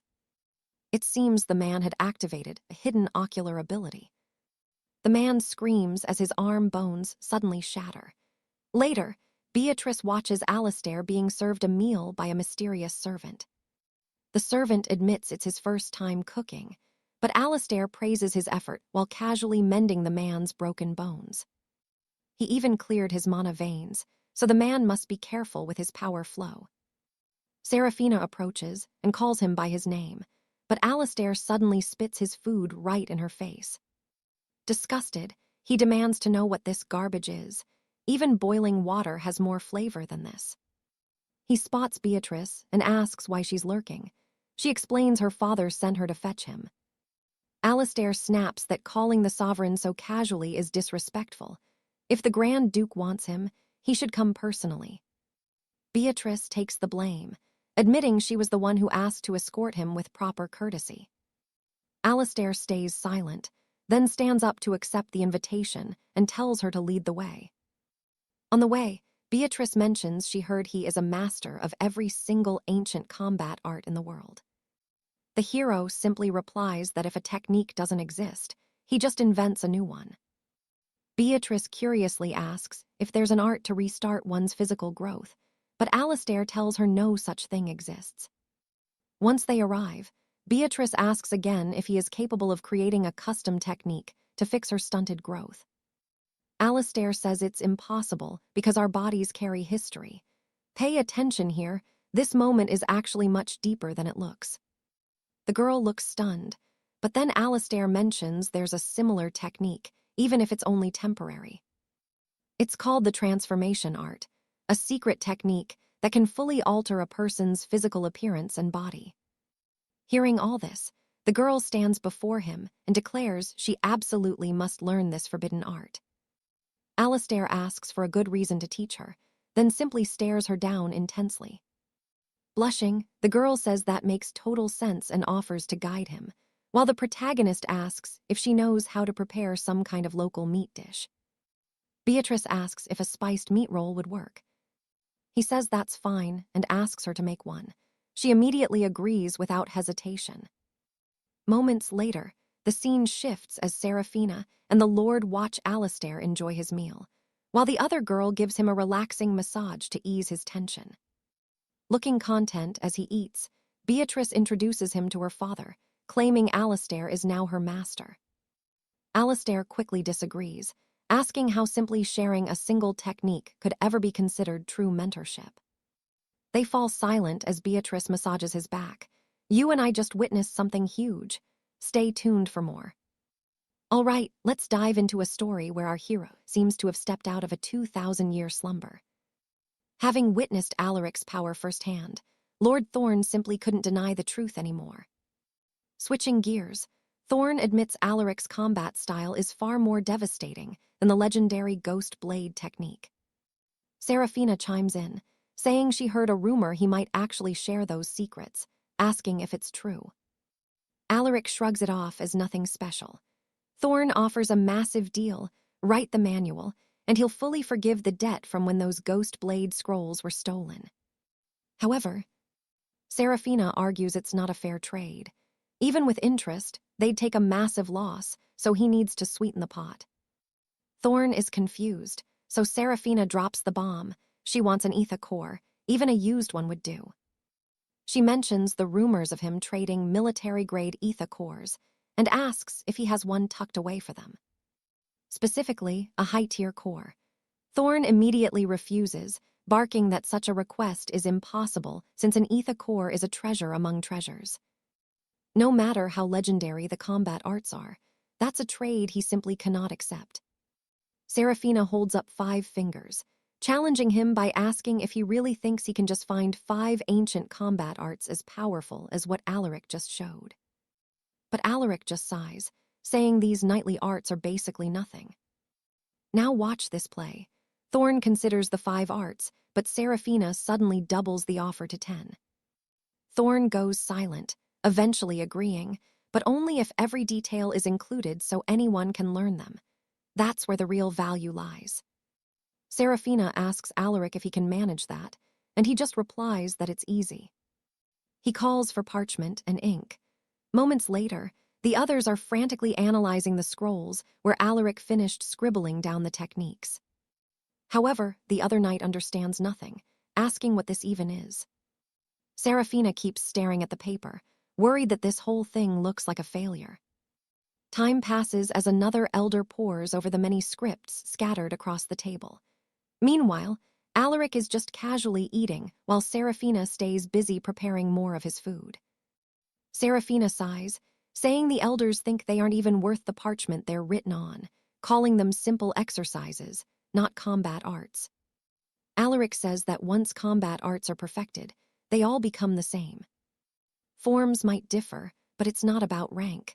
The arts he provided are easy to master, and the end goal is always identical. You and I both know he's right, but Seraphina points out that the maker's reputation matters for the sale. So, just one single technique at the level of a forbidden secret should be enough for them. However, Alaric refuses, stating he won't share arts that belong to others because it violates the sacred laws of the knightly world. Seraphina tries to push him, but Alaric flatly shuts her down once again. Standing up, Alaric tells the girl to stop cooking and get ready. He's going to teach her the reverse body transformation art. Hearing this, the knight is stunned. Alaric leads the girl away to train. In the middle of all this chaos, Seraphina is convinced they're absolutely doomed. More time passes, and the old man is still obsessing over the scroll. Seraphina reminds him that these are still ancient arts. The old man stays silent, leaving Seraphina wondering if even 10 arts won't be enough. Seraphina says she won't push the value further since both sides have made mistakes in this deal. The old man finally speaks, admitting these are arts never before seen. It's a level of power one wouldn't witness in a lifetime. He asks if Seraphina can really convince Alaric to help the Iron Guild. Seraphina promises it's true, claiming they're inseparable, but insists that the high-tier 𝒂𝒂𝒏 must be part of the deal. Immediately after, the man confirms he will accept her bold offer. Later, in private, the old man asks how she knew they possessed such a high-tier 𝒂𝒂𝒏. Seraphina admits she heard rumors, but honestly didn't think they were true. The rumors became so loud they had to check. Thorn sighs, saying it was exactly as he feared. A shocked Seraphina wonders if that means they truly have a legendary tool like that. He says it's one of the 3 legendary treasures of the world. It's not just a rumor, even if no one has seen it in person. He asks if she knows why, and Seraphina responds that it must be incredibly difficult to manufacture. It requires lost technology and massive resources that major noble houses must bet their entire future on to obtain. Everything must be public, and development requires absolute approval from the High Imperial Council itself. And that's where we leave it. Developing a secret weapon like that makes you an enemy of the world. You and I are starting a wild journey today. The steward asks if he did it, but he claims they were just unlucky. Opening the heavy doors, they stare into a massive crater. The man points down, claiming he is in there, while Seraphina watches the pit in silence. A blinding light begins to surge from the dark tunnel, glowing intensely above the massive hole. An ancient suit of armor appears with a stranger resting inside. Suddenly, we shift to the cold reaches of space. It is a flashback to last winter, when an escape pod from the stars crashed right into the heart of the city on Aegis Isle. Confused citizens begin to gather around the smoking impact site. That is when the monster first appeared, looming over the crowd. On that day, anyone who crossed his path was slaughtered. Back in the present, the man explains that the crash site unfortunately turned into a dangerous, no man is land. Every faction in the city suffered massive losses. Only after hundreds were killed did they realize the terrifying truth of the situation. That stranger is an unstoppable master, someone their warriors cannot hope to defeat in a fair fight. His insane power comes from a special 𝒂𝒂𝒏 drive he installed. Seraphina wonders why he chose this specific place to hide. The old man has no answers, only knowing that the stranger arrived a year ago and simply decided to stay. Pay attention here. This man is a ticking time bomb. Meanwhile, in another chamber, a mysterious warrior sits in deep meditation. Standing before him was the automaton girl from before, quietly watching the man as he focused his energy. The scene shifts to an elder asking if she truly plans to retrieve the command core all by herself. Moments later, Seraphina is somewhere else entirely. A strange girl walks past her without a word. Seraphina calls her Becca, asking if she is upset since she did not say hello. The white-haired girl freezes. Shocked, she asks how Seraphina knew it was her. Seraphina just smiles, saying she would recognize her even if she looked different. Becca admits she has changed so much that anyone else would have walked right past her without a second thought. Seraphina agrees, noting that the transformation seems a bit extreme, even for a magical being like her. The girl explains her body grew so fast her clothes became too small. Seraphina senses there is much more to it. Becca claims that if she had aged naturally, this is exactly what her true form would look like. Hearing the explanation, Seraphina finally understands. Right then, Becca shifts back into her usual, smaller appearance. Looking around curiously, she realizes her power is still in the beginner stages, so this adult form only lasts a short while. Seraphina congratulates her and asks where she has been hiding. The scene shifts once again to our main protagonist, Leo. Seraphina says their mission is simple: stop the core drive in the pit. Leo remains silent, staring deep into the dark abyss. She insists that if they refuse to hand over the drive, they will just have to take it by force. It is an artifact fused with over 1,000 years of ancient power. She does not know its origin, but its raw strength is completely undeniable. Now you saw that energy, right? Leo warns her the power feels like a leaking Drake core and is extremely dangerous. He warns that if she tries to absorb it, her soul could be destroyed. He tells Seraphina to give up. If she just needs power to grow, he offers a much safer path. Leo offers to share his own energy with her instead. The girl is completely stunned by his sudden generosity. Leo asks why she is hesitating. Is it because she wants to gain her own strength, specifically for her quest for revenge? Seraphina refuses his help, insisting that her vengeance must be achieved through her own power alone. But the protagonist points out that her logic seems a little bit flawed here. Sanya chimes in, saying that trying to understand the captain's logic is enough to make anyone's brain overheat. Robert notes she refused a loan once, only to steal the money later because she claimed it felt less like a burden.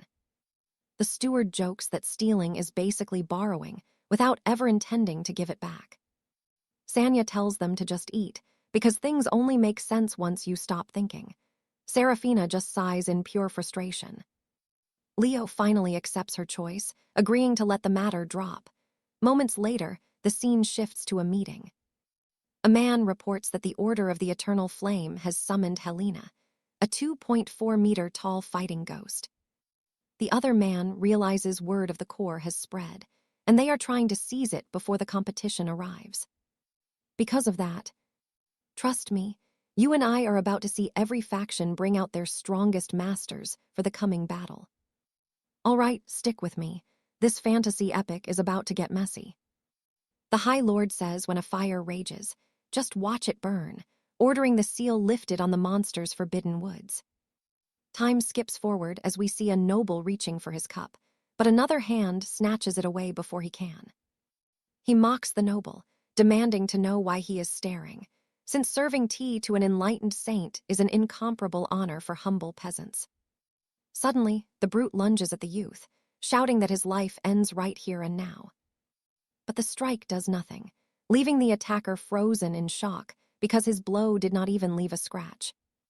The mysterious man remains perfectly still until an explosion rocks the area seconds later, leaving the crowd in a state of panic. A warning was given to stay silent. Now, the people bow in terror as the man declares this is how one greets a living saint.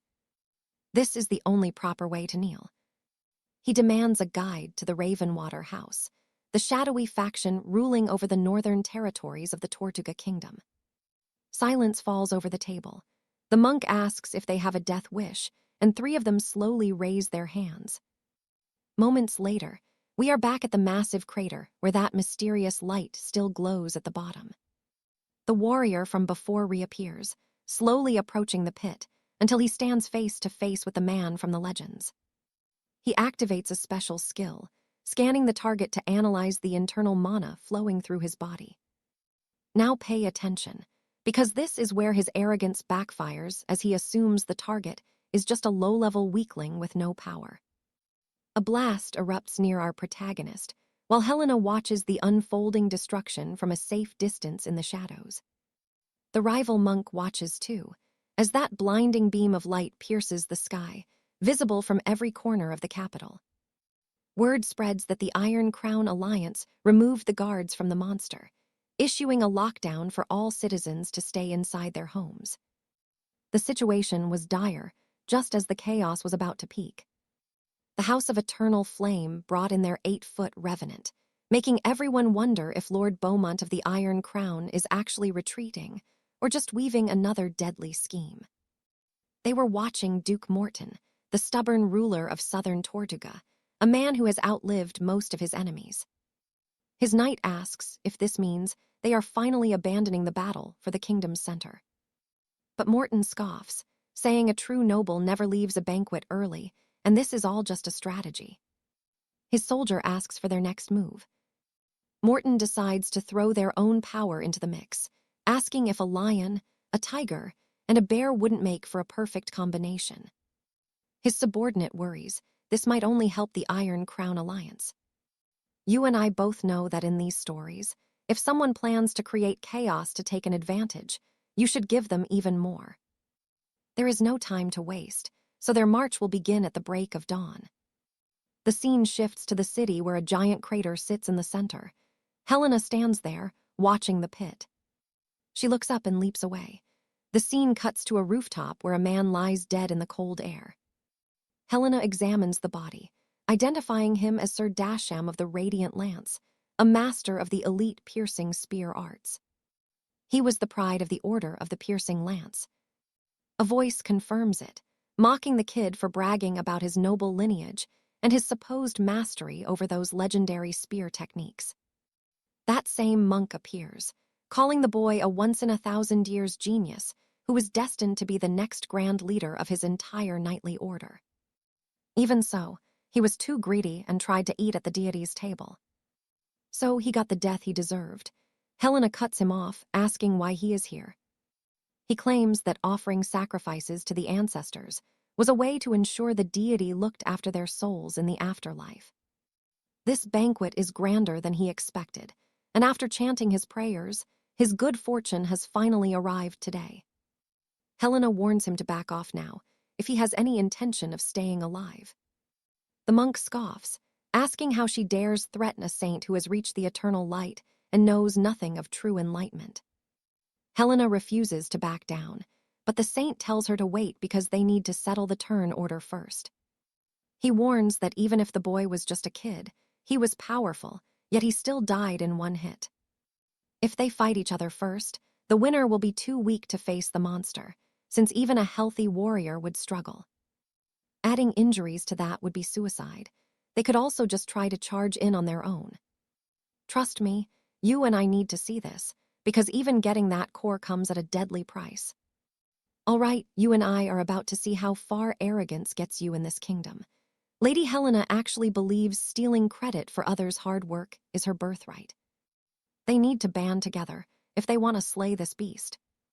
But Helena just scoffs, telling them to back off if they value their lives, before leaping straight off the high balcony toward the chaos below. Wait for it, a watching monk sighs, calling her a fool who can't even calculate her own survival odds. It hardly matters now. She is basically serving herself up as a fresh sacrifice for the slaughter. Moments later, Helena hits the pit. She spots a dark opening ahead and, without a second thought, dives deeper into the belly of the earth. Now pay attention, because she finally comes face to face with the armored knight. But our main character got there first, and Helena freezes the moment she recognizes him. Her mother's warning rings out in her head. If she ever sees this man again, she must keep her head bowed or be disowned from the noble house forever. One more mistake and her bloodline is cut. Our hero looks her over, noting her breathing has finally stabilized. His wounds are fully healed, which is perfect, because you and I know he has some very serious questions only she can answer. Let's dive in. Alara is completely stunned as Arthur analyzes her soul, making her feel like the very air has vanished from the room. Choking for air, Alara tells the young lord to just ask whatever it is he wants. Arthur notes something odd. Her energy isn't even pooling inside her mana core like it should. He asks if her power has somehow spread through her entire physical form instead. Alara uses her magic to scan the armored knight, who explains that the casing of his internal mana driver simply couldn't withstand the pressure, causing the whole system to melt. Now pay attention. Without a system for that power, most would call this a terminal case of mana madness. But Arthur disagrees, because real mana madness always leaves a trail of twisted, corrupted desires behind in the victim. Yet this man doesn't show even a single trace of human desire. He notes the knight is like a blank sheet of paper, reaching out to touch the man's head even as Alara shouts for him to be careful. Suddenly, a blinding light erupts and floods the entire room, while Alara can only stand there and watch in silence. Arthur realizes the truth. Trust me, you and I need to see what happens next. Lady Alara realizes Alaric is absorbing mana equivalent to a kingdom-level blast, somehow fueling all that power using nothing but his own body. Moments later, Alaric pulls the helmet off the mysterious warrior, finally revealing the face of what looks like an ordinary person. Stick with me. Alaric demands to know who the boy is just as he finally regains consciousness. Elsewhere, Lady Beatrice stares into a mirror while she begins a strange transformation, her surroundings suddenly erupting in a bright glow. She finally returns to her fully developed form, asking her reflection how she looks now that her true adult self has returned. She wonders if he likes her new appearance, but when she turns around, she realizes the room is completely empty. Only an old photograph remains. Beatrice wonders where he went, looking closely at the boy captured in that faded image. She breaks into tears, hoping he would return soon now that she has transformed, yet the silence is deafening. No one is there to see her true form. Meanwhile, we cut back to Alaric, who is still watching the stranger. Now pay attention to this. Alaric notes that eyes are windows to the soul, but these eyes are completely empty. Lady Alara approaches, warning that no brain activity remains and the armor overload has completely melted his mind. He is no longer a living person, but a shell driven by pure instinct. However, Alaric argues that if instincts survive, then the memories governing them must still exist deep within his fractured mind. His life is not over yet. Alaric asks how they can remove the cursed object that has taken over the child. The lady explains it is lodged deep within the heart and can only be removed by ripping it out by force. Alaric is horrified, asking if there is another way that won't kill the boy, but Alara insists there is simply no other choice left for them. Alaric falls silent, placing his hand on the boy's head. It seems there truly is no conventional way to save him. You and I can feel the tension as Alaric offers to listen, while the boy desperately tries to speak. He tells the boy to focus, mentioning that although his path may be dark and blocked, he must dig deeper. He explains that precious memories are buried the deepest.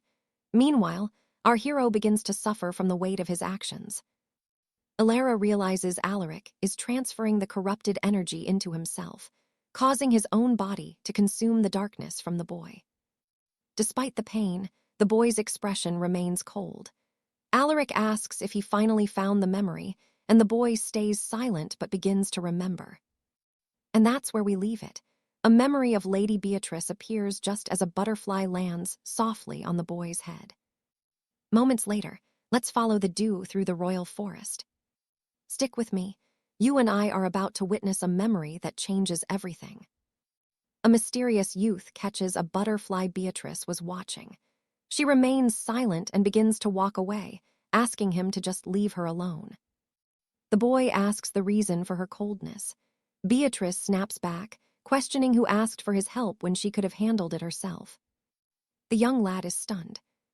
Still, he follows Lady Beatrice, asking why she's upset and begging her to speak if he did wrong. Despite his pleas, Beatrice remains completely silent. He even offers a piggyback ride, wondering if her noble feet are tired from the long walk. The girl gets irritated, asking if he thinks she's a child. However, the knight says he knows she's a woman and never saw her that way. Before leaving, Beatrice tells him never to seek her out again, at least not until her growth has finally reached full maturity. The boy stands in frozen silence, his eyes fixed on her retreating figure. Back in the present, it seems that mysterious boy, Arthur, knows Beatrice. She stands there with her hand raised, absorbing every bit of that energy. Arthur's gaze remains icy and detached. Right after, he turns his cold attention toward his battle-worn helmet. Sudden laughter breaks the tension. We see an old knight, Commander Oswald, defeated and bleeding on the cold ground. Arthur was the one who defeated him. The old man watches the youth and is shocked to realize that he was actually alive. Arthur says it's true, even though his fellow knights were killed. Oswald says there's no problem because the enemy was also completely annihilated. The young knight tries to help him, but the old man refuses to be called a commander anymore. After all, the Order of the Crimson Crest has been destroyed, so he feels he has no right to lead. Still, curiosity burns within him. He asks how Arthur escaped such a bloodbath without a single scratch on his armor, asking if he had been hiding by any chance. Without hesitation, the young knight looks him in the eye and says yes. Oswald says he doesn't understand. In all his years since joining the Order, he had never once seen the young knight hesitate in battle. Always fighting at the front, as if he had 10 lives. He demands to know why Arthur held back that time. Pay attention here, because this reveal changes everything. Oswald asks if this betrayal is about the mission and that forbidden ancient relic. Arthur admits he needs it for someone special. Hearing this, the old commander looks at him in shock. He calls the boy a fool. That primordial relic is far beyond his capacity to handle. Only a few transcendent beings could ever use its power. Arthur retorts that the item is useless to Oswald. The old commander is baffled, asking exactly what he means by that. Arthur explains that the primordial relic can rearrange a person's very genetic code, including the nerves related to growth. It's a miracle Arthur desperately needs, and the old man sees the boy is determined to do this. For that reason, he has no choice but to stop him. Revealing he is the 126th successor of the Order of the Crimson Crest, Sir Alaric declares he must deliver the relic and kill any who interfere. Arthur is visibly shaken by this. Alaric lunges at him, but is easily struck down by the young knight. Moments later, the scene shifts to the present as Arthur begins changing form. Sir Leon remains silent. Leon warns him to control himself because a demon has taken root in his heart. He must suppress it now. The boy begins to scream in agony. Lady Alina watches the unfolding chaos in silence. Outside the city, a massive crater glows as a blinding light begins to rise into the sky. The glow towers over the castle's spires. Friar Thomas watches from a rooftop, wondering what unholy power has been unleashed. The white light suddenly curves across the sky. A second streak, a deep blood red, appears from the crater and begins to chase after it. It is revealed to be Leon, begging that person to stop. Now, you and I are about to see these two forces collide. But first, let's look at Lady Seraphina's ship. The crew is finally sitting down to a hot meal. Robert is practically in tears because they haven't eaten out in ages. Sandra tells him to savor every bite. She had to sell 2 expensive air filters just to afford this feast. Seraphina tells her to relax. It's a rare treat they only get once a year, and she wishes Robert a happy birthday. Sandra is annoyed, asking why she's celebrating someone else's birthday. But the girl insists Robert is just eating what he truly loves. Suddenly, the 2 streaks of light roar past the ship like twin shooting stars, knocking the food right off the table. Moments later, those 2 lights crash into the earth like a fallen meteor. Leon appears at the crash site in a matter of seconds. Beside him, Arthur is clearly suffering as the darkness takes hold. And trust me, you and I just witnessed a battle that's far from over. Will he survive? We're about to find out together. Stick with me, we're jumping straight into the action as a knight lunges at Arthur, desperate for a strike. Arthur sidesteps the blow, but he knows a single hit would be absolutely devastating. The boy refuses to give up, charging again at Arthur, who dodges once more. At that same moment, a mysterious artifact begins to glow intensely. The young knight watches as the old sage pleads with him to stop, insisting there is no blame for these actions. He understands the deeper reason the boy abandoned his knightly vows to sell his soul to the darkness. The sage treated him like a son, begging him to cast aside the cursed artifact right now. If he keeps it, the artifact will consume his spirit, and every kingdom in the realm will hunt him down to the ends of the earth. The boy knows the price, but he must deliver it, even if his own soul is the cost. As he reaches for the object, dark corruption begins surging through his body in a matter of seconds. Back in the present, the boy charges Arthur, who realizes something went horribly wrong during that ritual. Our hero takes his stance and strikes, begging him to stop as a massive shockwave erupts between them. Lady Beatrice watches from the distance, her eyes widening as the blinding light reaches across the horizon. Trust me, you need to see this explosion. Alina rushes toward the epicenter of the blast. She follows the trail of destruction to find the possessed knight already defeated and broken on the ground. Arthur stands over him, recalling Alina's words that the boy's heart had been corrupted by darkness. Alina confirms it. To save him from this misery, they must extract the core. She presents a holy relic, explaining they can remove the heart without spreading the corruption further. She offers to do it, but Arthur refuses. Taking a life is a burden no one should bear. Some things are etched so deeply in the heart that they must be handled personally. Arthur approaches the fallen boy, whispering that this is the heavy weight of karma. Reaching toward the boy's heart, Arthur tells him to close his eyes and rest in peace, as the hero will bear the weight of his karma while they return to Lady Alina. Suddenly, Sir Cedric appears on the scene, shouting for the hero to stop. Alina notices Beatrice's worried gaze. She asks the girl if she truly knows this fallen knight. Cedric hesitates as Beatrice rushes forward, her heart breaking for the person lying on the ground. Recognizing the face before her, Beatrice slowly reaches out to the dying boy. Cedric explains he was her childhood friend and they were always together. After he vanished, Beatrice changed completely, becoming someone cold and distant. Eventually, she masked her deep pain with a smile that never reached her eyes. You and I both know that look, a smile that's really just a silent cry. Beatrice watches the boy, begging him to look her in the eyes once more. She pleads with him to look at her, wondering if their long separation made him forget her. The boy struggles to speak.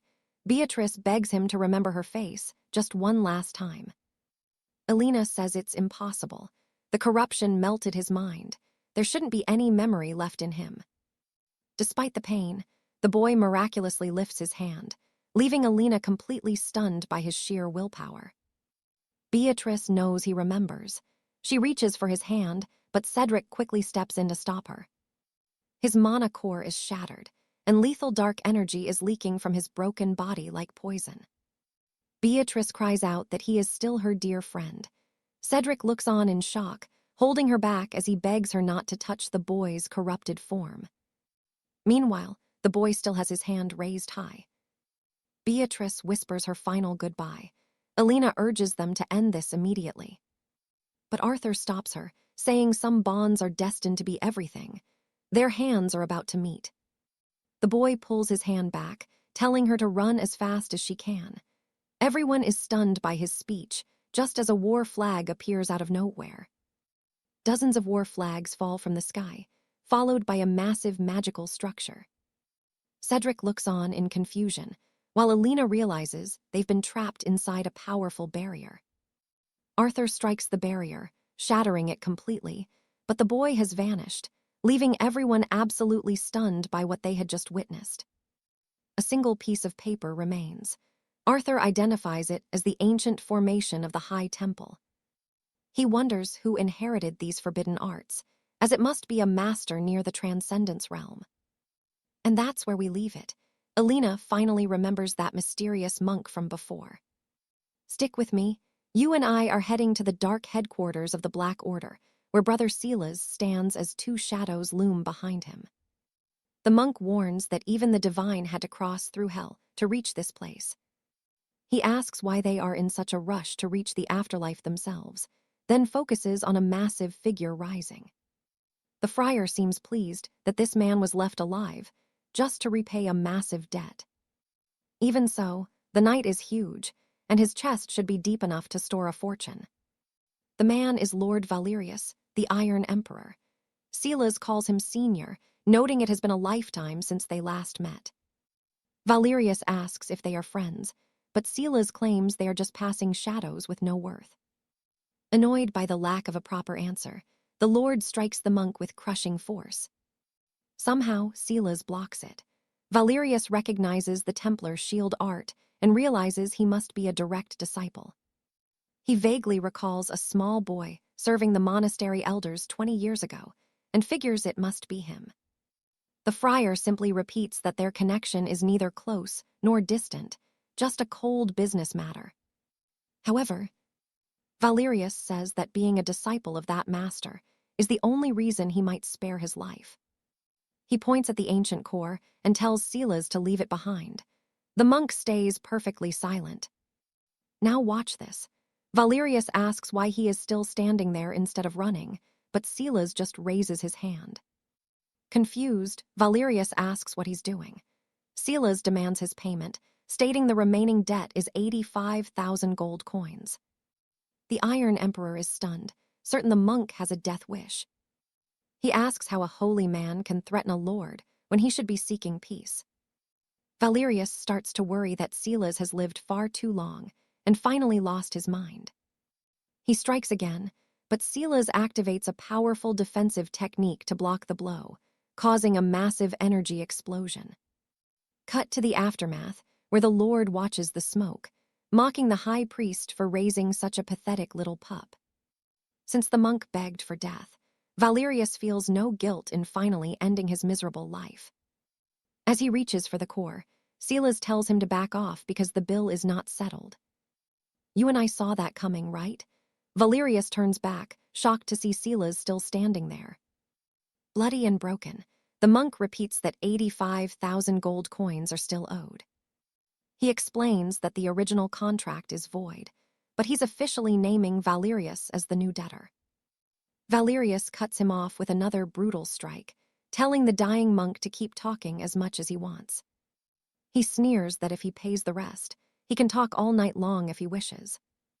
Suddenly, 𝒖𝒂𝒏 begins a forbidden chant. Valerius recognizes it as a dark sorcery banned by the church. But the Lord laughs, saying all magic is meant for killing anyway. He expected a fight, but his indestructible body makes the monk's dark arts completely useless against him. Still, Valerius admits it stings a bit before delivering a crushing final blow to the poor monk. The Lord asks if there are any last words, but 𝒖𝒂𝒏 remains silent and simply raises his hand.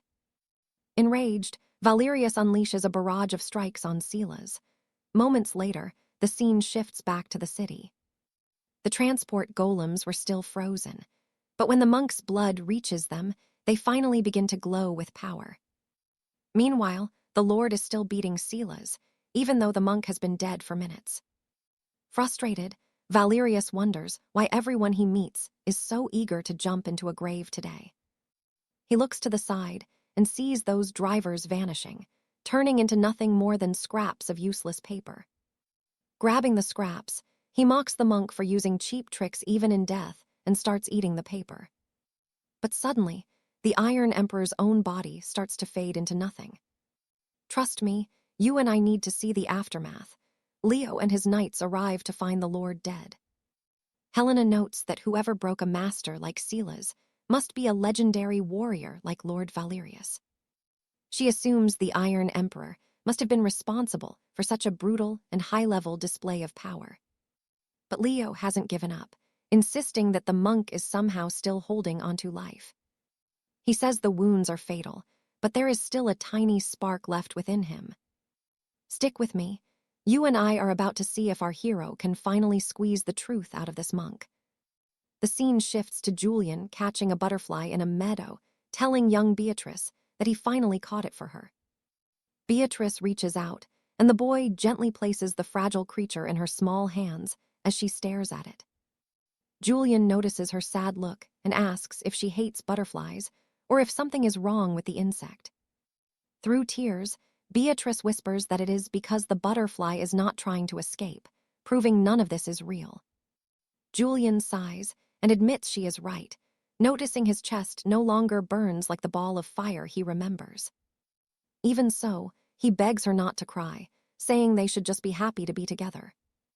Beatrice refuses to accept this dream because waking up means losing Julian all over again, leaving him only able to hang his head and apologize for everything that happened.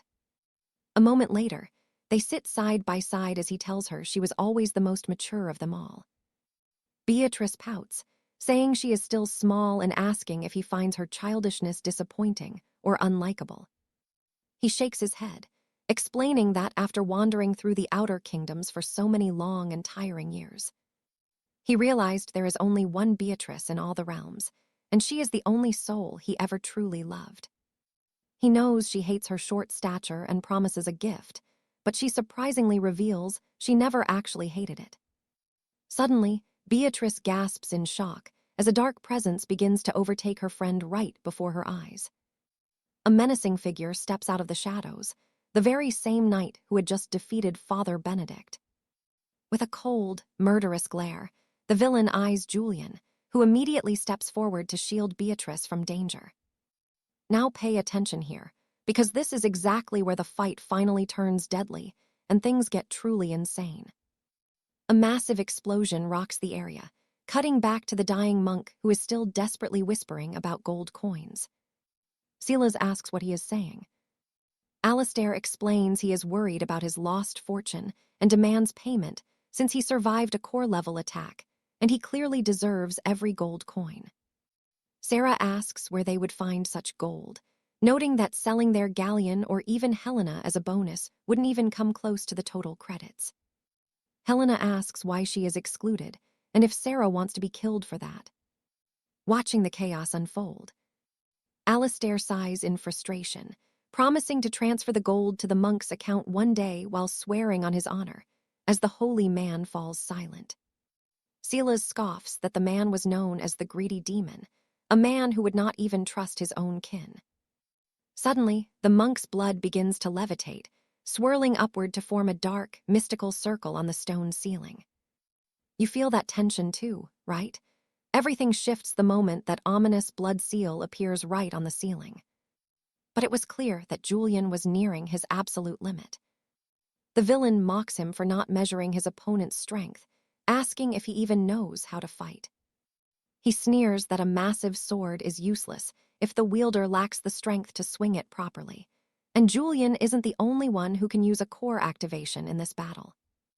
The man declares he will rip out Julian's power to add it to his own. Julian is barely hanging on when Beatrice suddenly charges the man, screaming for him to leave her friend alone. A blinding light erupts from her attack, but the man casually tosses her aside as she begs for Julian's life. Without an ounce of mercy, The villain strikes the boy down, leaving him unable to do anything but watch helplessly. Julian collapses into unconsciousness, while the man clutches his own heart, suddenly sensing someone approaching from behind him. Confronting the intruders, Silas looks around and spots the young boy lying battered and broken on the hard ground.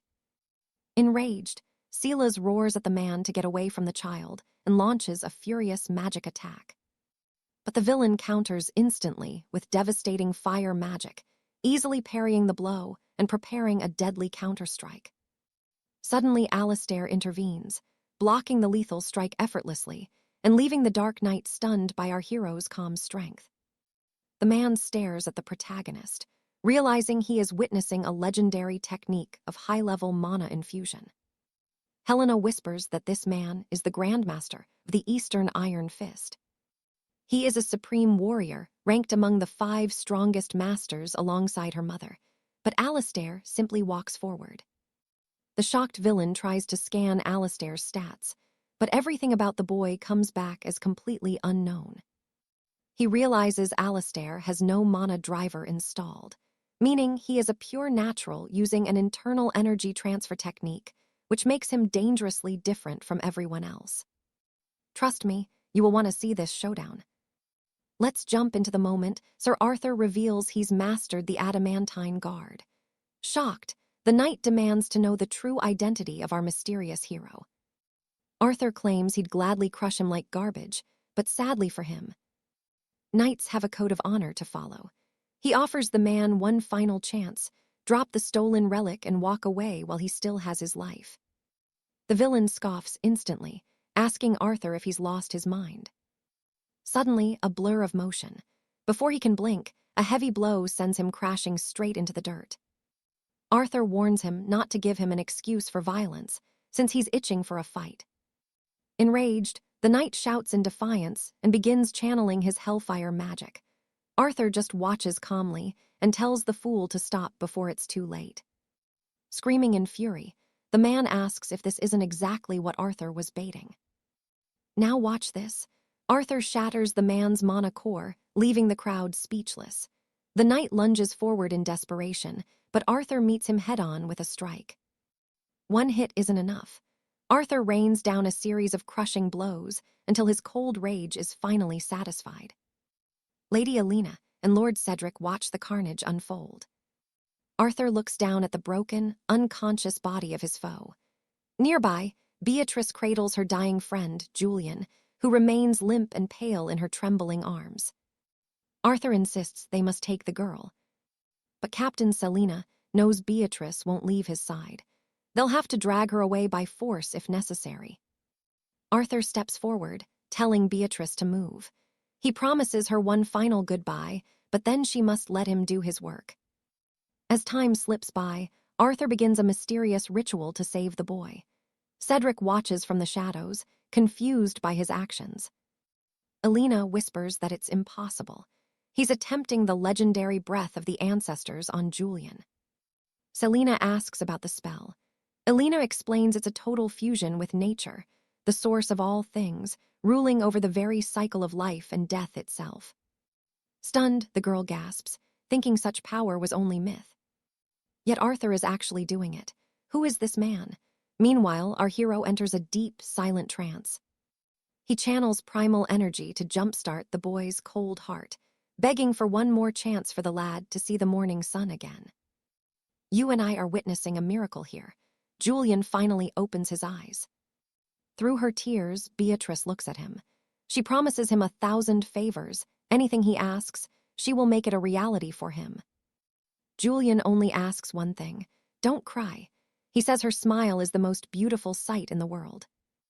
Beatrice vows never to weep again, but Julian has one last request. Please, don't hide your beautiful eyes anymore. She pulls off her eye patch. Alina worries about the pain, but Selina knows better. Beatrice was only hiding them because she feared appearing vulnerable to others. Julian gazes at her, whispering that she is every bit as lovely as he imagined. He kisses her gently, then asks her one final, heartbreaking favor: to forget him and move on. Days pass.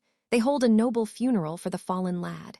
Beatrice stands alone, watching over the silent grave. Cedric and Arthur watch from the hilltop.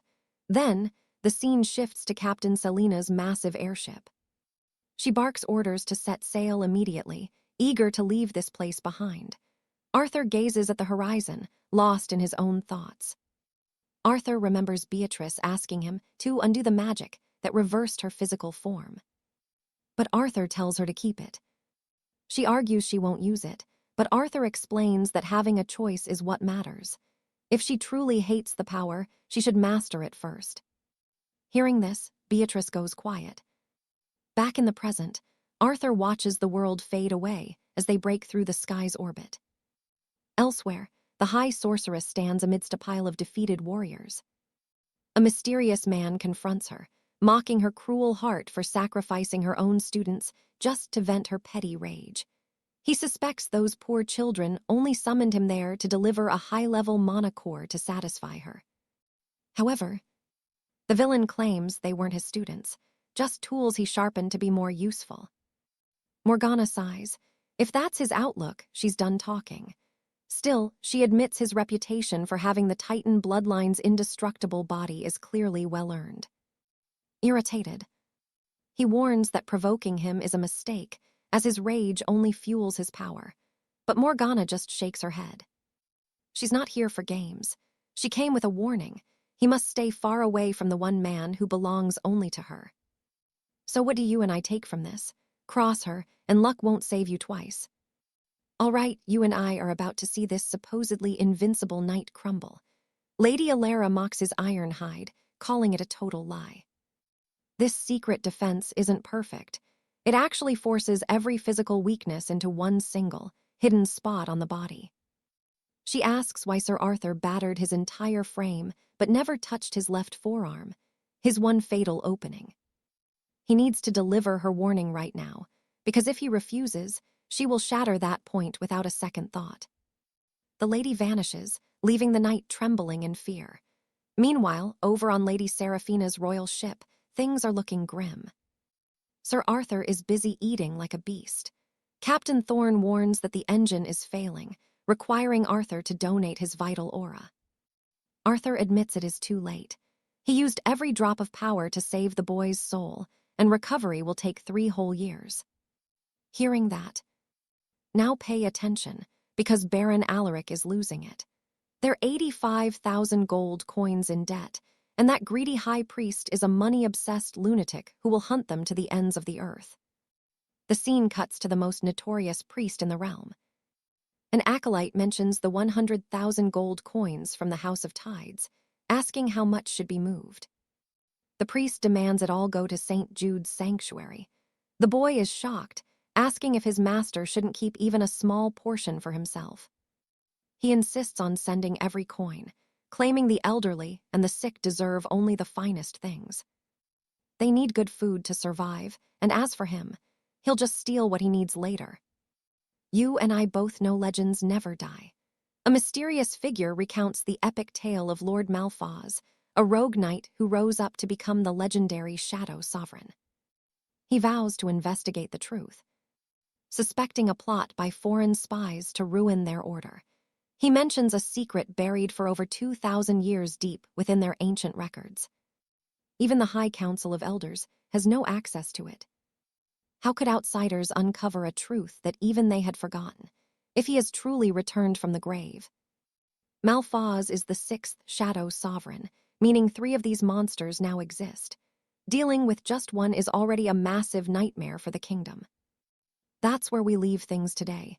If you don't want to miss the next chapter, hit that bell. Trust me, you and I will meet again soon.